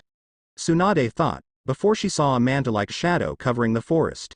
She turned around to see flash of orange. She saw an humanoid orange and white bipedal tiger with one claw coming out of each wrist. He had no tail. He was also muscular and has dark orange eyes. He has stripes on his shoulders, head, legs and upper body. He has a white jaw, neck, chest plates, hands and feet. An hourglass symbol was located in the center of his chest. Wrath. Creature exclaimed, while grabbing Tsunade. Let me tell y'all something, busty old granny, he yelled as they're falling toward the ground. If y'all wanna still be pretty, I recommend y'all giving up. Or else I'll have to mess y'all. With that they hit the ground, hard. After dust clear out, Tsunade tried to rip herself out of Wrath's hard grip. But she couldn't, it was over. Whatcha answer is, huh? Fine, you won. She said in defeated tone. Wrath jumped back and transformed to Naruto. I don't think I'll ever understand how you do that, but tell me, do you want to be Hokage? Of course. Becoming Hokage is my dream, he said with determination in his eyes. For a second, Tsunade saw her younger brother Nawaki next to Blonde. But, it was a dream. What do you mean by that? She asked, getting back on her feet. He was stripped from his shinobi career. He's no longer a ninja. Jiraiya, who appeared with Shizune in Blue Flash. Konoha Council strip him off Genin rank, because they're feared that Kyuubi got too strong thanks to Omnitrix. What a bunch of old fools, that must be fixed. Tsunade said, crossing her arms. It can't be fixed. Everyone in the council and civilian council signed the papers, and because there was no cage, it cannot be changed. Jiraiya said, and Tsunade gritted her teeth. Oh well, nothing we can do about this. We should get to Konoha. With the flash of blue they vanish, leaving destroyed forest. Konoha. Next day. Today was ceremony for new Hokage. Everyone was happy that new Hokage was appointed and it was the granddaughter of first Hokage. Well, everyone, aside from Konohamaru. He didn't want new Hokage so soon. After coming back to village, Tsunade used her seals in medical ninjutsu to work on Orochimaru curse seal that Sasuke had. She was able to seal it and allow Sasuke to use his chakra to the max. Right now Naruto, Jiraiya and Shizune were in Tsunade's new office. She called both to inform them about something. Why did you call us, Tsunade-ba-chan? Naruto asked confused. Tsunade got a tick mark, but decided to let it slide. I was about to ask Eunice-chan to get some ramen together, geez. I'm curious too. Why did you call me here too? He asked, faking his curiosity. He was a time traveler, he knew everything he needed. Since council made stupid decision, I'll have to give Naruto new job. Thanks to it, you'll be able to get some money to pay your rent. She explained and Naruto beamed. You'll won and first ever created special rank. It's called, hero rank. At that blonde sweat dropped. Hero rank? He asked confused. What's that? Well, after spending some time here, I overheard that kids start to calling you a hero. You know, after defeating a Biju. Some of the civilians even agreed with them and they're asking me for your help. Tsunade said with smile. Naruto scratched the back of his head and nodded in understanding. Civilians will be hiring you for various things. But you'll be hired to help teams in mission from C rank to A rank. For special occasions, also S rank missions. As a bonus, you'll be given Sannin privileges, like leaving village whenever you want. Naruto had stars in his eyes at hearing such beautiful things. So, when can I start? Naruto asked with vigor. Tell me. You'll start tomorrow. You have to head to Kanaki's house in the south part of village. Tsunade informed looking at the scroll. Your job is to entertain children on birthday party. No. Naruto yelled with anime tears. I just wanted to take Eunice-chan to get some ramen. Naruto stood in front of Kaneki house with tired expression. He was so excited about hero rank and now he was going to entertain some bunch of kids. After this hell, he'll invite Eunice for some ramen. Or how he called it, date. He rang the bell and waited for someone to open the doors. After about minute, the doors were opened by a woman in her 30s with long dark hair and brown eyes. She was dressed in white dress. Oh my. You must be Uzumaki-san. I'm glad you made it. Our son was begging to worry that you wouldn't come. My name is Kaneki Yui. She introduced herself and stick her hand out. Naruto took her hand and shake it. Come in. Our son Shino is outside in the backyard with his friend. They walk into the house. Naruto had to admit, it was a good-looking house. Then they stop and Naruto saw a tall man in his early 40s. He had long blonde hair and green eyes. He wore simple brown jacket and blue shirt under it and black pants. You must be that alien guy. Man stated with crossed arms. Our son is in backyard. Go and entertain him. He ordered with familiar glare. Naruto knew that glare too good. He was like the others back then. What are you waiting for? We don't pay you for standing in our house. With that he left and Blonde gritted his teeth. Don't take it to yourself, Uzumaki-san. His mother died during Kyuubi attack. Even thought I don't really like you and most likely throw off our house. I am thankful for your help in invasion. She said walking away. Turn left and you'll find the backyard.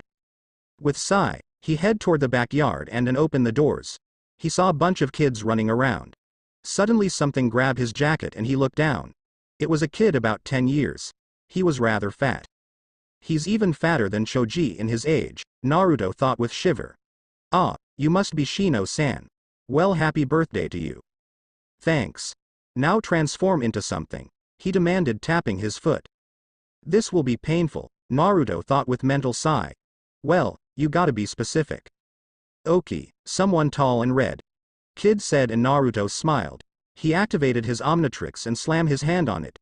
In flash of orange he transformed into 4 arms. 4 arms now wore gold wrist and ankle bands, and black underwear that had a gold waistband, as well as 2 golden sashes that go across his chest.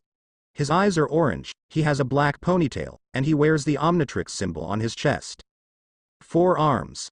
He exclaimed, getting attention of other kids. Bunch of off kids gather around 4 arms and look at him in awe. Who wants a lift?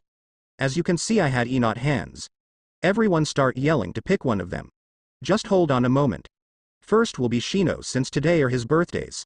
He lifted Shino up with his right and then pick up 3 more kids. This will be a long day. Next day, Hokage office. Good work Naruto. Tsunade commented with smile.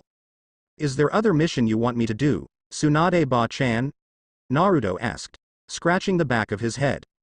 I don't have any requests from civilians or ninja teams, so you're free today. At that Naruto grinned and quickly left the office without saying goodbye. Not even bye. This kid really needs to learn some manners. Albedo ship. Naruto teleported inside of the ship and start looking around. He start looking for Eunice, only to find Albedo in his lab. He was working on something. Hi Albedo, he called, getting Galvin attention. He turned toward him and smiled. Hello Naruto. Is there anything you need from me? He asked, flying toward him on his small platform. Could you tell me where Eunice-chan is? I can't find. Albedo chuckled, which confuses him. Eunice-chan, Oh well, she's resting. What do you need from her? He asked in amused tone.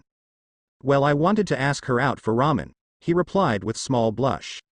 And by ramen, you mean date?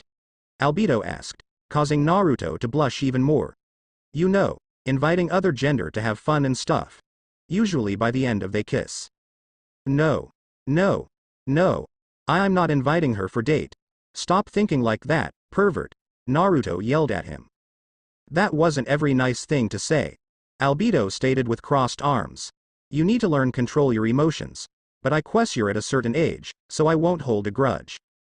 Suddenly they heard a footsteps. The two turn around to see Eunice half naked, only a shirt and some panties. Her hair were messy and you could see that her shirt wasn't hiding her breasts at all. Naruto blushed like tomato, as small blood run down his nose. He looked at her feet, legs, upper body and her still sleepy face. Eunice was wiping her eyes and yawning. Going on? She asked, finally waking up. She saw Albedo first and then Naruto, who was staring at her, as if she was a goddess. She blinked and looked down at her body. She then blushed and tried to make a word, only to stutter. Why you, pervert? She yelled, hiding her censored and trying to cover down part of her body. What? Suddenly Naruto was punched in the face and sent flying. He landed on wall and fell on the floor holding his face. Why did you do that? He asked with pain clear in his voice. Eunice blinked and looked at Naruto on the floor. She dashed to Naruto and kneeled next to him. Girl grab his shoulder and start to shake him. No. I didn't mean that. Naruto, please forgive me. I'm so sorry. Her voice was slowly breaking and tears appeared in her eyes. She embraced him in tight hug. Then Naruto opened his eyes and looked up to see Eunice crying. Hey, don't cry. I'm not dead, Dadbao. I forgive you. He assured, wiping her tears with his finger. She opened her eyes and looked at grinning Naruto. You know today is a festival for new Hokage. How about we'll go and see fireworks? Of course. I'll gladly go with you Naruto. Just let me get some better cloths. Sakura helped me get some cloths not long ago. She said with blush. He nod and Eunice helps him get up. Then she leaves and Naruto glanced as she vanished behind the metal doors. Well, that was cute, Albedo commented with chuckle. So date it is. Naruto thought with smile. Today will be great. I can't wait. So you do have feeling for her. At that Naruto paused and slowly turned around toward Albedo. I'm not saying it's wrong, but you have to remember that she artificial human. Are you sure that you'll be happy with her? He asked, narrowing his eyes at Naruto's face. Well, I don't know what do you mean by that. I'm sure that she's real and alive. I'm not sure if something will come out of it, but I don't care if I won't be Albi to make family with her. I've never was truly happy in my life. For the first, I see hope when I look at her. I guess all I wanted from life is not to have people recognize my power or anything, but to find somebody that would love me no matter what. Naruto explained, closing his eyes and smiling. Then I see no harm with you two being a couple. Unknowingly to them, Eunice was overhearing their conversation. She blushed and poked her fingers together. Naruto, I promise I won't leave you. I would never do that, that's why don't worry. She thought with smile and decided to walk in. I'm back. They turned toward and Naruto blushed and stared at her. She wore an orange yukata with blue stripes. She had a cat-shaped hair clip in her hairs. Don't stare at me so intensely. Sorry. I totally didn't mean that.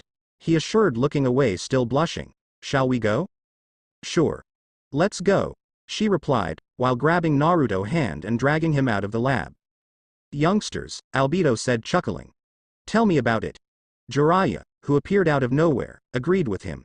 They kinda remind the days when Minato was dating Kushina. Good times, good times.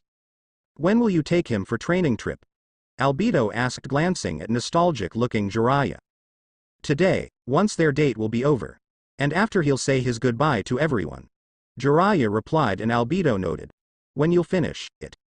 Because I'm not on Galvan Prime, it should take about 2 years to finish the core, he explained and Jiraiya smirked. After I'll be done with him and your final present, he'll become the strongest man on this universe. Albedo raised his eyebrow and chuckled. So that's how it is, anyway, see you around. With that Jiraiya vanished, leaving Albedo alone. Better go back to work. Konoha Festival. Naruto and Eunice walk around the Konoha Festival. They were in many spots. They play various of games, eat various of things. Naruto was never this happy, for the first time he felt like nothing could go wrong. Eunice on the other hand saw in the bliss. She never taken part in something, seeing so many beautiful things, people smiling and laughing, kids playing around, elder people still enjoying their life and so many more. She felt so alive and free. But spending time with Naruto was even better. She felt the same thing to Naruto, but she couldn't admit it. After some time, they saw the rookies of the year. They also saw them and were surprised to see Naruto with quite beautiful girl. Naruto and Eunice walked over to them with smiles. Hi guys. It's great to see you. Naruto said with grin, while scratching the back of his head. Hi Naruto. Who is that girl with you? Ino asked with small wink on which Naruto chuckled nervously. This is Eunice-chan, she moved in here not long ago. Naruto explained and Eunice stuck out her hand to Ino who gladly shake it. It's nice you meet you, Ino. Eunice said with smile. Shikamaru looked at her a bit suspicious. Hinata decided to check her and used her Byakugan to see if there was something wrong with her. There was nothing wrong, beside a strange tattoo on her neck. Oi Sakura-chan. Where is Sasuke? Is he still resting? Naruto asked, looking at Sakura in her pink yukata. Well, he's feeling better but Sasuke-kun doesn't like festivals. Sakura replied with sigh. I see you found yourself a mate, eh Naruto? Kiba asked with grin, causing Naruto to blush. He looked over to Eunice, who was chatting and giggling with Ino and Sakura. Hinata was in the corner sulking. Hey, it's nothing to be ashamed of. I'm actually glad that you found a girl. Now I can be with Hinata-chan. Okay. Good for you.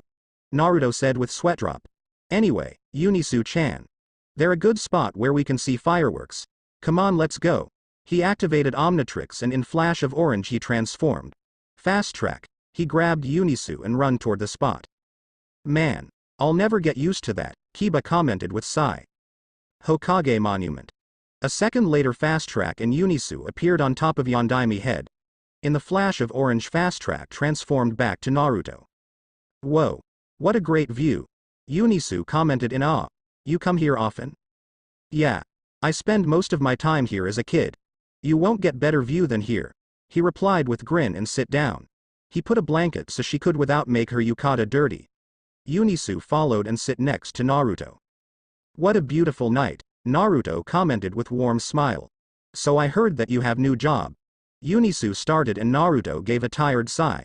It's no so good, isn't it? Well, my first mission was to entertain Kid on his birthday. It was painful day. On that day I wanted to invite you for a ramen. She blushed and smiled, while Naruto pouted. Hey, don't worry. The first time in a job is always the worst, but then it's get better. She assured, and that cheered him up a little. Thanks, Eunice-chan. He thanked and smiled at her. Suddenly they heard a sound and look up to see firework goes off. Eunice stare at the fireworks like a kid looking at giant candy or a toy. Naruto on the other stare at her with blush. He couldn't help it, she was just that beautiful. As soon as fireworks ended, Eunice turned toward him and saw that she just few inches from his face. She blushed as stared at his blue eyes. They were staring at each other and it felt like ages. Then a final firework went on and exploded, as Eunice leaned on and kissed Naruto on his lips. They're kissing for a good minute, before breaking it. The two connected their foreheads and looked at each other with blushed. Did you like it? She asked nervously. Yeah, he replied shortly with smile. Do you want one more? She finished for him with warm smile. This time it was Naruto who kissed her. They kissed for another good minute. Suddenly they heard a cut. They quickly broke the hug and start to look around. The two lovers saw grinning Jiraiya on top of Sandaime head. I see you two are having really nice time. Suddenly he was hit by Unisugeta. Footwear, ouch. That hurt, I should predict that. You ruined our moment, you old pervert. Eunice yelled, while Naruto was ready to go alien and beat Jiraiya ass. Listen. I really have good reason to be here. Ah. He said, trying to dodge another geet coming right at him. Stop that. Explain yourself, before I'll smoke your ass. Naruto demanded and Jiraiya nodded quickly. I'm here to take on training trip. Jiraiya started, getting Naruto attention. Akatsuki will make a move on all Jinchurikis and I need you to be prepared. That's why I'll give you time to pack everything and say your goodbye for now. No way, damn it. Naruto cursed and clenched his fist. Now that everything was going so great, him being a Jinchuriki ruins everything again. Just why can't he be happy for at least a day? Suddenly he felt and Eunice grab his hand, which caused him to look at her. Eunice-chan, I'm really sorry for this. Hey, it's fine. Don't worry about me, I'll still be here. That's a promise. Eunice assured with smile. I guess there is no other choice, huh? Naruto asked and Jiraiya nodded with serious expression. Gotta go. He quickly gave a kiss on the cheek, before activating Omnitrix and transforming into Big Chill. Big Chill. I'll see you soon, Eunice-chan. Let's get going, Jiraiya. With that he jumps from Yondaime head and flies toward his apartment. I'll get stronger and stop Akatsuki once and for all. Elsewhere, Akatsuki hideout. In 3 years from now, we'll begin out hunt for tail beast. Pain, the leader of Akatsuki said in firm tone. Every member of organization was here. They all stood on top of fingers of giant creature. Does anyone have a question? I have. Unknown voice came out of nowhere. How are you going to obtain the last beast, if its prison holds the most powerful thing in this universe? Out of the shadows appeared a tall humanoid creature, which resembled a squid, Vilgax from Alien Force. My name is Vilgax and I'm here to offer you my help. He said with smirk. It's been over 3 years since Naruto left the village. Many things happened during that time. Sakura, Ino and Hinata became Tsunade pupils. Eunice, while she could use chakra, but only to certain point, she decided to work in hospital. Kakashi helped Sasuke get control over his curse mark and start his career as Anbu. Albedo helped village acquire better technology. Now they could send a message without help of animals or genins. That was one of things, but it was already great. Suddenly something zoomed into the village, without anyone realizing. The blue blur was flashing around Konoha until it stopped by Hokage Tower. It was a blue and black humanoid with Wolverine mask. Good to be back. In the flash of orange, the humanoid transformed into Naruto. He haven't changed. But now he was taller. It's been a while and village is still the same. Suddenly in blue flash, Jiraiya appeared next to him. Yeah, it didn't change that much. But there are new things, if I remember correctly. Jiraiya mused with smile. Let's go to Tsunade and gave her our report. Naruto noted and second later they teleported. Tsunade office. Tsunade was signing the papers given by Shizune. It was taking her forever, but Tsunade figured out that she could shadow clones to speed up everything. Suddenly there was a blue flash and Tsunade almost jumped from her chair. She looked at grinning Naruto and smiling Jiraiya. Don't scare me like that. Tsunade yelled, while Jiraiya and Naruto chuckled nervously. I'm glad to see you two back. So how was your training trip, Naruto? She asked with smile. It went great. I unlocked a few more aliens and learned new jutsus. He replied with grin. Tsunade noted and looked at Jiraiya. What will you say? Tsunade asked Jiraiya. Without Omnitrix, he can take on and defeat a couple fresh Junins. With the watch, Naruto can take on anyone. Jiraiya replied with smirk. I see, interesting. So how about we put that on test? Naruto go to training ground 7 and wait there. You can be late if you want. Someone might be late as well, if you know what I mean. Naruto noted and activated his Omnitrix.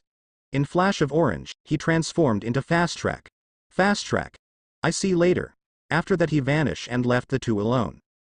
I guess he really likes that alien, Tsunade stated with crossed arms. Well, he likes all of them. But for quick travel he often use Fast Track. Jiraiya explained with laugh.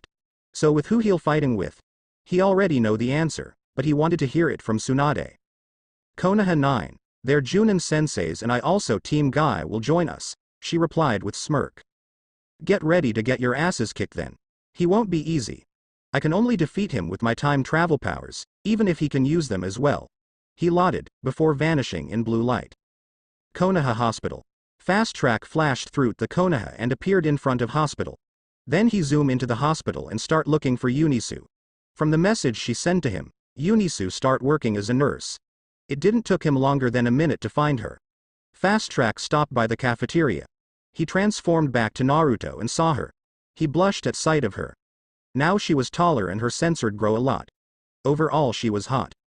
Eunice-chan, Naruto chirped, making his girlfriend eyes winded. She turned around to see Naruto with grin plastered on his face. Naruto, she called, not believing her eyes. Naruto rushed to her and hugged her. She hugged him back and then they kissed. I missed you so much. When did you came back? She asked after the kiss. About 10 minutes ago. I'm so happy to be back here. Naruto said with grin, which caused Eunice to grin. And I'm even more happy to see you again. He planted another kiss on her lips. Blonde didn't realize that they were people around. Mostly elders who were chuckling at the sight of young love. Anyway, I'll go visit Albedo too and then head to training ground 7. See ya, babe. With that he teleported away. Eunice on the other hand blushed. Did he just called me a babe? She started to poke her fingers and chuckle nervously. Albedo ship. Naruto teleported in Albedo. He looked around with smile. Nothing changed. Blonde start looking for Albedo to find him, of course, in his lab. And he found him. Just like last time he saw him, Albedo was working on something. Hi Albedo. Naruto called, making Albedo jump a little. Sorry that I scared you. Ah, Naruto, good to see you again. Albedo said with smile as he turned away. How was your trip? It was great and I unlocked bunch of new aliens. Naruto replied with grin. I know that, only because our watches are connected. Albedo retorted with chuckle. Well, do you need anything? He asked putting his tools away. Not really, I only came here to greet you. I have to go to training ground 7. Naruto replied, scratching the back of his head. Team meeting. Albedo asked, curious. No, Tsunade Ba-chan wanted me to meet there. She want to see how good I got. Naruto explained with proud smirk.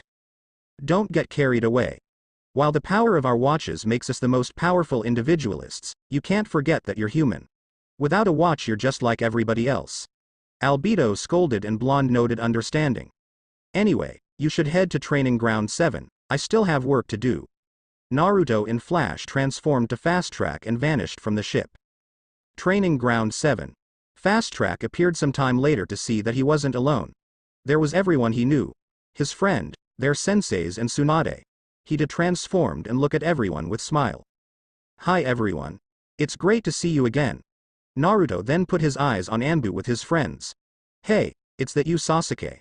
I know only one person with duck hair. Anbu growled, before taking his mask off to reveal Sasuke's face. I see you haven't changed. You still are Adobe. Sasuke said with sigh. Anyway, Hokage-sama, when can we begin? He asked with slight smirk. Soon. Anyway, Naruto, you'll be fighting with all of us at the same time. You're allowed to use both your shinobi skills and omnitrix. If you win, I'll be buying you a ramen for the rest of my life, but if we win, you'll have to one favor for each of us. She explained with smile, which caused Naruto to chuckle. Don't be so sure of yourself. It's 16 against 1. She warned and Blonde noted, changing his expression to more serious one. She smiled and added. Whenever you ready. Oki. Tsunade Ba-chan and senseis will way more difficult to defeat, if they fig together, let's see. Sasuke, Kiba, Choji, Neji and Lee are heavy hitters. After them are Sakura, Ino, Shikamaru, Shino and Tenten. Truth to be told, Hinata is the weakest of the group. Naruto concluded with sigh. I'll take her first. I'll have avoid Hokage, Junins and the rest. With Shikamaru Shadow Jutsu, I have avoid him the most. So after Hinata, Shikamaru comes first. Then, Gai Sensei and Lee. Their taijutsu is way above everyone else in here. This won't be easy, but I have my backup plans. He thought with smirk before raising his hand, seemingly heading for Alien first.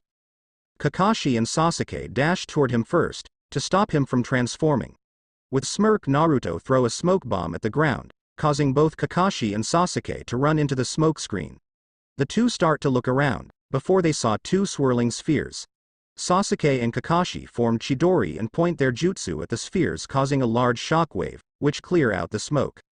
Everyone saw Naruto with Rasengan in each hand fighting for domination with both Kakashi and Sasuke. Shikamaru saw his chance and used his shadow possession jutsu. His shadow extended and hid after Naruto. Blonde saw and quickly cancelled his jutsu to quickly jump away, avoiding Shikamaru jutsu. He activated his omnitrix and slammed his hand on the dial. In the flash of orange he transformed into a ghost-like alien with a gaseous appearance and claw-like hands. He had gray skin with black lines running all over him. He had single orange eye and omnitrix symbol on his chest. Ghost Freak. Alien exclaimed. Use that jutsu on me now. Ghost Freak lauded, before lying toward Shikamaru. Neji and Kiba tried to stop him, but they simply passed right through his body. Shikamaru tried to run away from Ghost Freak, but it didn't work. Ghost Freak entered Shikamaru's body and quickly gained control over it. Grinning, Shikamaru showed everyone his bright pupilless orange eyes. Suddenly he punched himself in the face, knocking himself out. He fell on the ground as Ghost Freak came out of his body. He transformed and quickly avoided attack from Sakura, who wanted to punch him. He landed next to Hinata and without warning he kicked her so hard, that it sent her flying. Hinata hit the tree and lost consciousness. A little been taken by that, Ino and Kurenai in anger decided to revenge her student. She prepared a perfect genjutsu for him and Ino prepared her mind possessing just you. But before they could cast their jutsu saw a flash or orange and saw new alien in Naruto position. It was a plant-like alien who had 5 vine-like legs, 4 long fingers on his hands and flytrap-shaped flaps covering his head. He had orange-colored bulbs on his shoulders. He has pods on his back that can either be used as explosives or smoke bombs. He has 1 orange eye in the middle of his face. He wore the Omnitrix symbol on his chest. Wild vine. Plant alien exclaimed, as vines pop out of the ground. The vines pin Kurenai, Ino and Sakura to the ground completely. 10-10 cut the vines heading her way, with her weapon. After small struggle, Sakura was able to free herself. Nice Sakura. Didn't expect you to free yourself this quickly. Wildvine said, while dodging attacks coming from Kiba and Choji. Wildvine then touched the Omnitrix on his chest and in flash of orange, he transformed to Diamond Head. Diamond Head, he exclaimed, as he stopped Choji's giant fist. Diamond Head tap his foot 2 times and a crystals shoot out of the ground unmobilizing both Kiba with Akamaru and Choji. That was easy. Who's next? Diamond Head asked before detransforming. Don't tell me it's a timeout. It seems like we won. Might as well give up. Sasuke said with censored smirk. Naruto closed his eyes and stood still. Everyone looked at him confused. After a second orange eyelid formed on Naruto closed eyes. What is that chakra I'm sensing? This isn't good, Tsunade commented. Be on your guard. Naruto is in sage mode, she warned. Sage mode? Hokage-sama, you're not trying to say. Kakashi choked, while narrowing his Sharingan at Naruto. He could see additional chakra in his system. Naruto opened his eyes revealing yellow frog eyes. How did he? What's the sage mode? Sasuke asked, feeling a little below Naruto right now. He didn't like it. And how come Dobi can use it? Sage mode is something that only few people can do like Jiraiya, Tsunade started. It's pretty simple to understand and feel, but to enter it and master it, it takes some time. It's basically adding natural chakra to your system and enhance your strength, speed, durability etc. only that, but it can make your jutsu even more powerful than before. She explained taking a fighting stance. What a youthful way to go Naruto-kun. Guy exclaimed with nice guy pose. Lee on the other hand was cry tears of joy. You're so right. Guy-sensei. I only wish I could do such amazing things like Naruto-kun too. Guy grabbed Lee's shoulder, which caused him to look at his idol with tears in his eyes. You shouldn't say such a thing. Lee, you're great and don't you dare say, no, Guy said and start crying river of tears. Guy-sensei. Lee.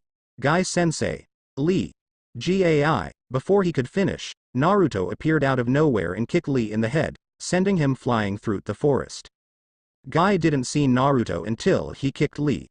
Guy went for a punch as did Naruto. But Naruto wasn't able to land it, because Guy was away faster. Naruto was sent flying, but he gave a smirk which confused Guy. Suddenly Guy felt like something punched him, which also sent him flying until he was caught by Kakashi. Naruto was able to land, only to be attacked by Sasuke a second later. Kakashi. What was that? Guy asked, nursing his right cheek. I'm sure that he didn't punch, so what was that? My Sharingan saw like an aura covering Naruto body. It looks like it's an extension of his body. So technically, Naruto did punch you. Kakashi explained with eye smile. Naruto, you truly become stronger in such a short time. Your parents would be proud. Kakashi thought as he narrowed his eyes at the fight between Naruto and Sasuke. Kakashi-sensei. Sakura called, jumping toward him and Guy. Second later 10-10 appeared next to her. What should we do?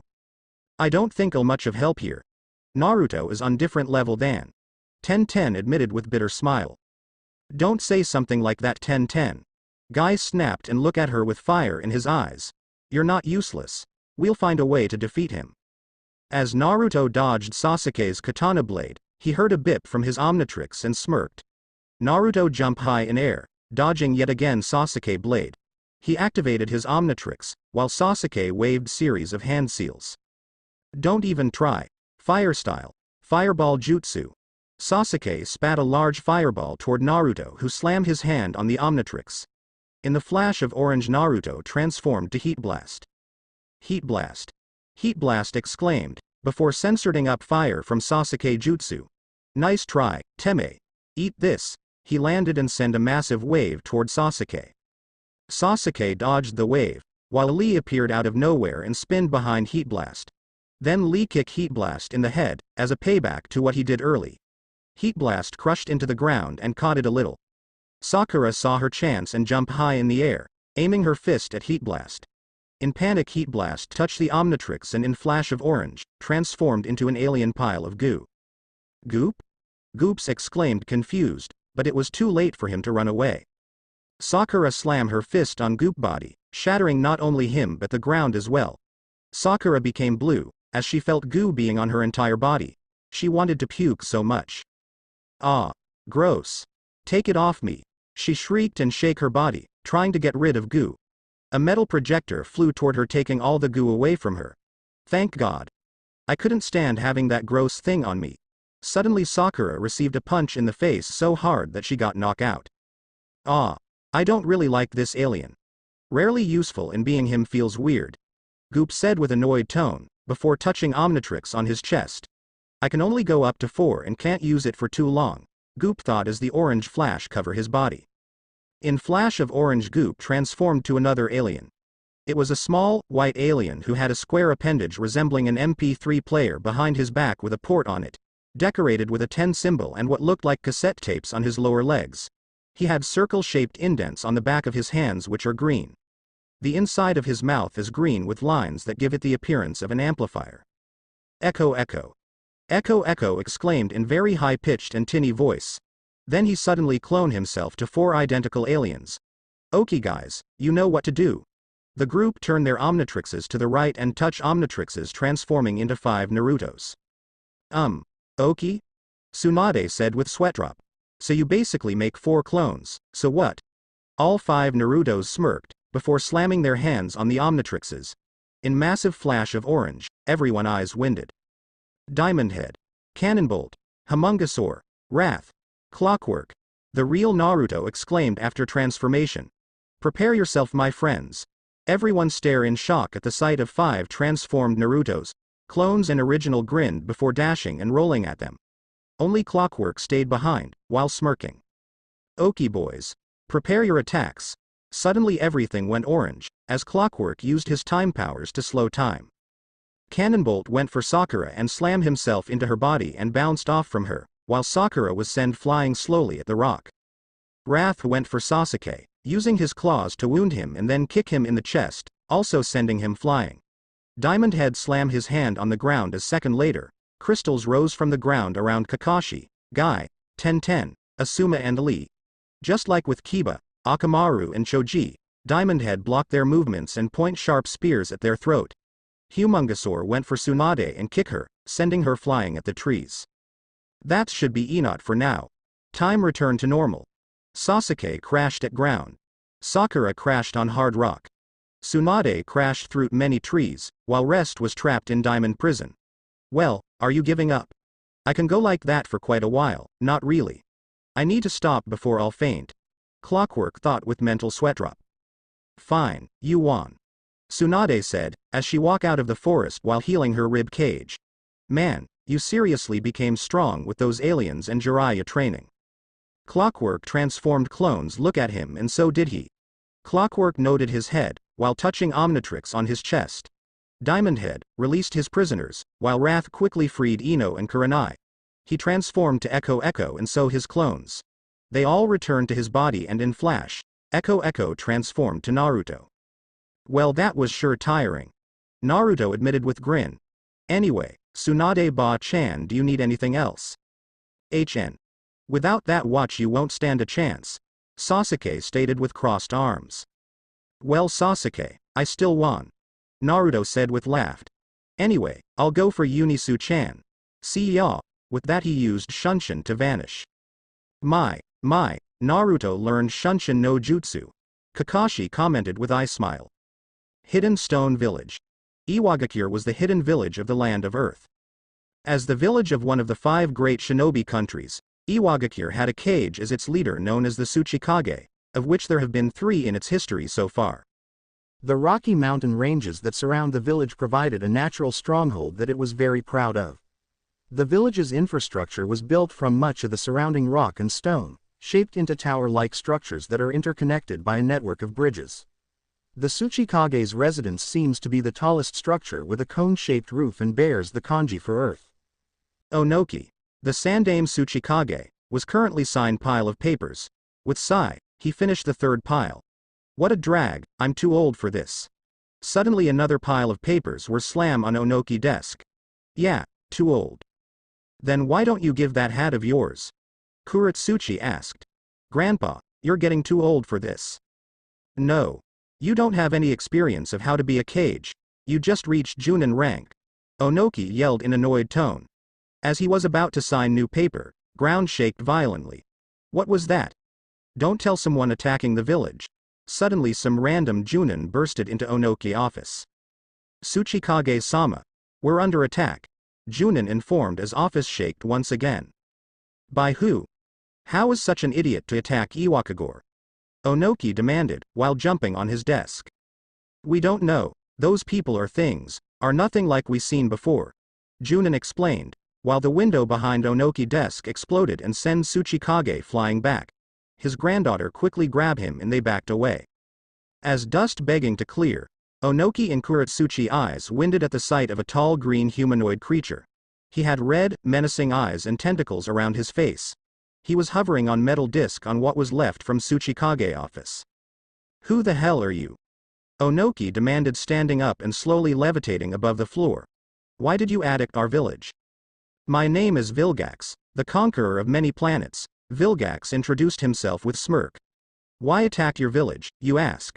Well, it's a warning for the Omnitrix wearer from Konoha. This will happen to his village soon and others, but for now I choose it this place. Suddenly Vilgax's eyes glowed and laser beam shoot Tsuchikage's chest, piercing right through his heart. No. Grandfather. Kuretsuchi shouted in horror, as she caught Onoki's body before falling on the floor. Vilgax just snorted. Look at the villages, which was being destroyed by his drones. This planet will be his soon, and so the Omnitrix. Hokage Tower, Tsunade office. Naruto and the others bursted into Hokage office. Is that true? Iwakagore was destroyed?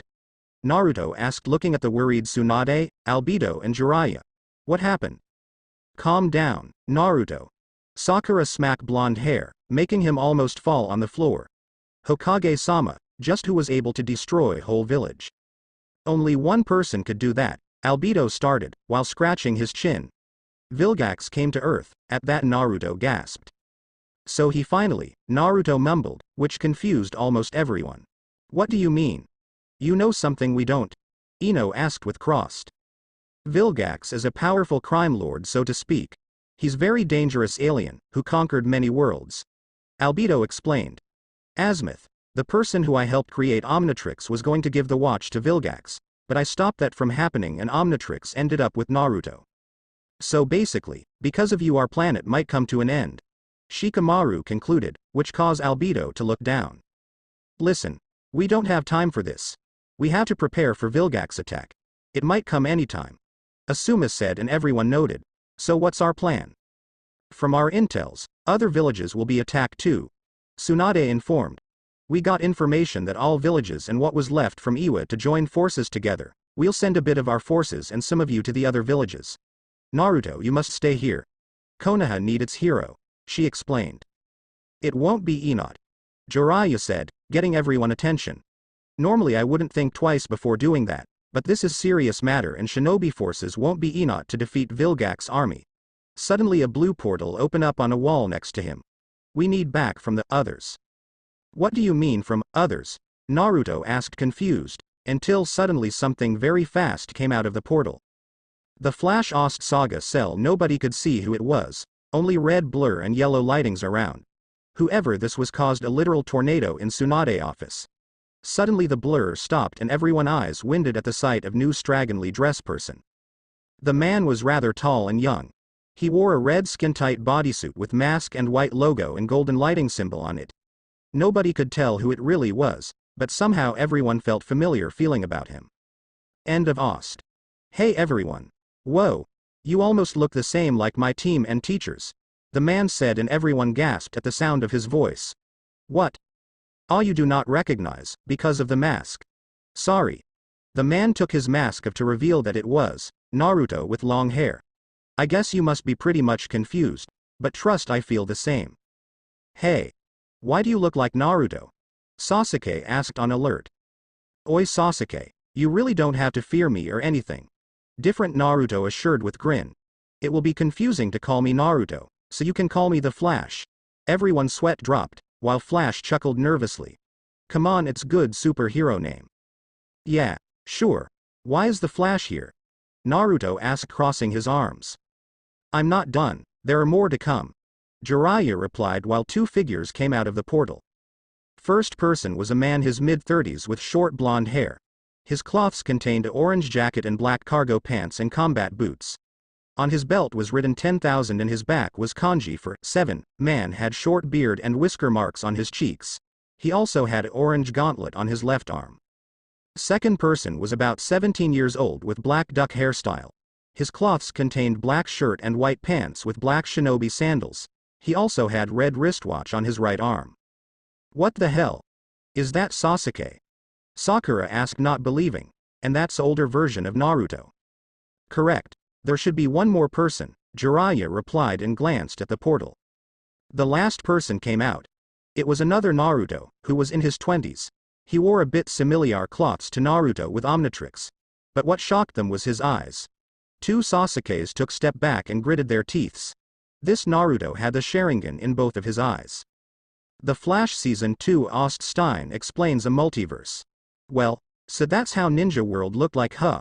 Sharingan user said looking around. Jiraiya. What's the meaning of this? Tsunade demanded, feeling strange. Well, let me explain then. Jiraiya started as hologrammic tree appeared in the middle of office. There are unlimited dimensions in Earths. Every dimension has its own Naruto and they might vary similar to each other or not. Think of time and space as this tree. This where you're 12 years old. This is now and this is where you're adult. He explained pointing at tree trunk. These branches represent different realities and timelines from the main one. Look at the roots, he said pointing his finger at various roots and stopped at one bigger than others. This big roots is the beginning of all Narutos. From this root comes Naruto Prime. He paused to show Naruto Prime from his childhood to adulthood. The other roots are connected to the tree, thus allowing different timelines, realities and dimensions to be born.